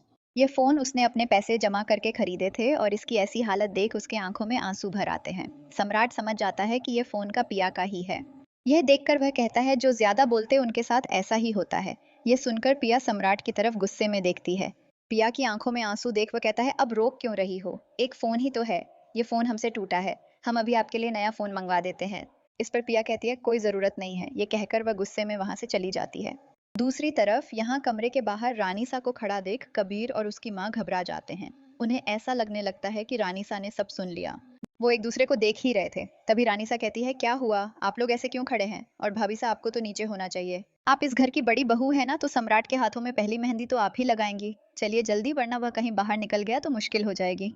यह सुनकर कबीर और उसकी माँ दोनों चैन की सांस लेते हैं। कबीर की माँ कहती है, हम तो बस आ ही रहे थे नीचे। यह कहकर रानीसा कबीर की माँ दोनों नीचे चले जाते हैं। यहाँ नीचे जोरों से गाना बजाना हो रहा था और काव्या के हाथों में मेहंदी लग रही थी। सारी लड़कियां शादी के गीतों पर नाच रही थी और सभी बहुत खुश थे। लेकिन पिया की सारी खुशियां तो कुंवरसा की वजह से चूर चूर हो गई थीं। वह ये सब सोच ही रही थी कि तभी काव्या की बुआ की बेटी सारा वहां आती है और उससे कहती है, अरे पिया तू खड़ी क्यों है, चलना डांस करते हैं, और हमें प्लान भी तो बनाना है कि जीजू के जूते कैसे चुराएंगे, अच्छा खासा नेग लेंगे उनसे। इस पर पिया कहती है, आप जाइए, मुझे कुछ काम देखना है। ये सुनकर सारा हैरान होते हुए कहती है, एक सेकंड, तू डांस करने से मना कर रही है, तेरी तबीयत तो ठीक नहीं है, चल ज्यादा नाटक मत कर। ये कहकर सारा उसका हाथ पकड़कर बीच में लाकर खड़ा कर देती है। पिया के लाख मना करने के बाद भी वह एक भी नहीं सुनती, पर कहती है, देखो ना माँ, पिया कितना नाटक कर रही है, अब क्या अकेली मैं ही नाचूं? इस पर काव्या की बुआ कहती है, अरे पिया नाचना, तेरे डांस के बिना तो काव्या की शादी अधूरी है। वहां बैठी सभी औरतें और लड़कियां पिया से जिद करने लगती हैं। दूसरी तरफ यहाँ हवेली की दूसरी ओर लड़के वालों का मेहंदी की रस्म चल रही थी। सारी औरतें बैठकर मेहंदी लगवा रही थीं। सम्राट की माँ सम्राट को जबरदस्ती वहां लेकर आती है और कहती है, चलिए अभी यहाँ शांति से बैठिए, आपके हाथों में मेहंदी लगेगी। इस पर सम्राट कहता है, ये लड़कियां लगवाती है, मैं अपने हाथों में मेहंदी लगाकर बैठूंगा, बिल्कुल भी नहीं, मुझे नहीं पसंद यह। वह यह कह ही रहा था, तभी वहां अभिषेक आकर कहता है, रे दूल्हे राजा, सिर्फ हाथों में नहीं, पैरों में भी मेहंदी लगाकर बैठना पड़ेगा। इस पर दादी सा कहती है, माँ हाँ सम्राट, यहाँ बैठ। वहां मौजूद सारी औरतें सम्राट से जिद करने लगती हैं और यह सब सुनकर सम्राट को गुस्सा आने लगता है। वह कड़ी आवाज में अपनी माँ से कहता है, माँ ये शादी कर रहा हूँ, वही बड़ी बात है, अब मुझसे ये सब फालतू का ड्रामा नहीं होगा। यह देखकर रानीसा समझ जाती है कि सम्राट को गुस्सा आ रहा है, इसलिए वह मामले को संभालते हुए कहती है, अच्छा ठीक है, बस हाथ में हल्का सा मेहंदी का टीका कर देंगे, बस सिर्फ शगुन के लिए भाभी सा आई है ना। यह सुनकर कबीर के माँ अपनी उंगली से थोड़ी सी मेहंदी लेकर सम्राट के हाथों में लगा देती है। दूसरी तरफ, तूने पायल जो छनकाई फिर क्यों आया ना हर जाए। ओ हो, ओ तूने पायल जो छनकाई फिर क्यों आया ना हट जाए। ओ हो, ओ हो, ओ मैंने पायल है छनकाए। अब तो आजा तू हर जाए, मैंने पायल है छनकाई, अब तो आजा तू हर जाए, मेरी सांसों में तू है बसा, ओ सजना आ जाना अब तरसा, ओ सजना आ जाना अब तरसा, मैंने पायल है छनकाई। अब तो आजा तू हर जाए, मेरी सांसों में तू है बसा, ओ सजना आ जाना अब तरसा। गाने की ताल के साथ पिया भी झूम रही थी और वहां मौजूद सारी औरतें उसके डांस की तारीफ कर रही थी। यहाँ सम्राट और अभिषेक हवेली से बाहर निकल रहे थे। अभिषेक आगे आगे चल रहा था और सम्राट अपने हाथों में लगी हुई मेहंदी को पोंछते हुए उसके पीछे ही चल रहा था। लेकिन जब अभिषेक दूर से ही पिया को गाने पर डांस करता हुआ देखता है तो वहीं रुक जाता है। यहाँ सम्राट जब टिश्यू पेपर फेंक के सामने की तरफ देखता है तो अभिषेक को सामने खड़ा रुककर पिया को निहारते हुए देख के उसे गुस्सा आने लगता है। लेकिन इस बात से बेखबर अभिषेक आराम से पिया का डांस देख रहा था। ओ सजना आ जाना अब तरसा चले, जब यह पुरवाई बजे दिल में शहनाई तू ही मेरे सपनों का। ओ सजना आ चले, जब यह पुरवाई बजे दिल में शहनाई तू ही मेरे सपनों का। ओ सजना मैंने चुन ली है लहराई, अब तो आजा तू हर जाई, मेरी सांसों में तू है बसा। ओ सजना आ जाना अब तरसा, ओ सजना आ जाना अब तरसा। जब डांस करते हुए पिया की नजर अभिषेक और सम्राट पर जाती है तो वह तुरंत रुक जाती है। ऐसा होने से सब उसी तरफ देखते हैं जहां पिया देख रही थी और हंसने लगते हैं। पिया के गाल शर्म से बिल्कुल लाल हो चुके थे। वो अपना चेहरा अपनी ओढ़नी से छुपाकर वहां से तुरंत चली जाती है। ये देखकर अभिषेक वहां आकर कहता है, अरे अरे अरे, आप लोगों ने बंद क्यों कर दिया, इतना मजा आ रहा था। इस पर काव्या की बुआ कहती है, छोरे तू छुप छुप कर छोरियों का नाच देख रहा है। ये सुनकर अभिषेक कहता है, छोरियों का क्यों, मैं तो बस आपके डांस का इंतजार कर रहा था। अभिषेक की बात सुनकर वहां मौजूद सारी औरतें और लड़कियां हंसने लगती हैं। सारा अपनी जगह से उठकर आती है और सम्राट के पास जाकर कहती है, जीजू एक आपका और काव्या दी का तो रोमांटिक डांस बनता है। इस पर सम्राट कहता है, नहीं मुझे काम है बाहर। ये सुनकर सारा कहती है, प्लीज जीजू बस एक डांस, आप अपनी साली की इतनी छोटी सी डिमांड पूरी नहीं कर सकते। सम्राट का मूड वैसे ही खराब था और यह सब सुनकर अब उसका पारा चढ़ रहा था।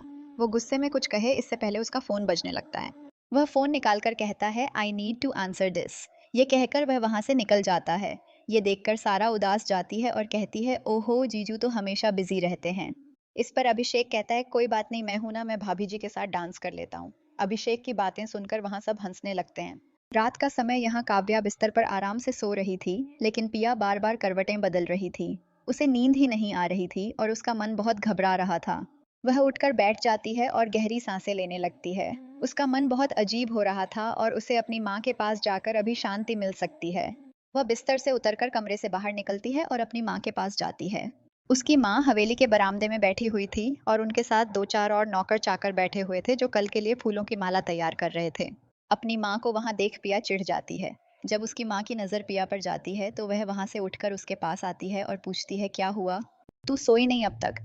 इस पर पिया कहती है, आप यहाँ क्या कर रही है, ये आपका काम है क्या? ये सुनकर उसकी माँ हंसते हुए कहती है, अरे शादी वाले घर में किसी को नींद आती है क्या, इसलिए सोचा यहाँ आकर इनकी मदद कर दूं। इस पर पिया कहती है, मेरी मदद करिए आप, मुझे कुछ ठीक नहीं लग रहा, मन घबरा रहा है, जैसे जैसे कल कुछ होने वाला है। यह सुनकर पिया की माँ सोच में पड़ जाती है और फिर हंसते हुए कहती है, अरे कल सोमवार है और तेरे 16 सोमवार का आखिरी सोमवार है, कल तू भूल गई थी ना?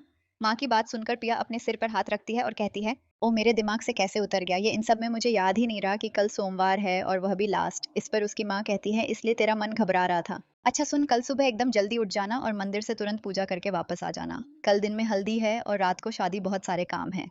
अगले दिन यहाँ सम्राट टेरेस पर बैठा लैपटॉप पर कुछ काम कर रहा था, तभी वहां कबीर आता है। अब समय आ गया था सम्राट के सामने सच बता देना का। वह उसके बगल वाले सोफे पर बैठकर कहता है, कुछ बताना है तुम्हें? यह सुनकर सम्राट कबीर की तरफ देखता है और कहता है, क्या हुआ भाई साहब? इस पर कबीर नाटक करते हुए कहता है, कैसे बताएं, समझ नहीं आ रहा।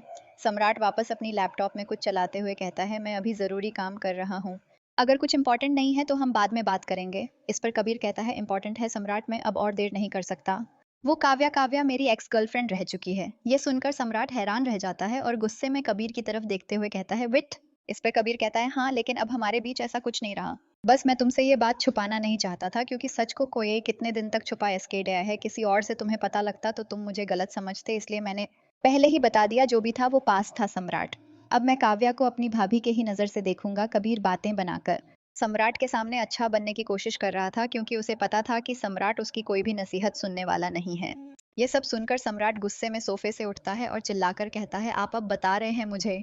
गुस्से से सम्राट की दोनों आंखें लाल हो चुकी, वह सामने रखे कांच के मेज पर जोरों से एक लात मारता है, जिससे वह टूटकर चूर चूर हो जाता है।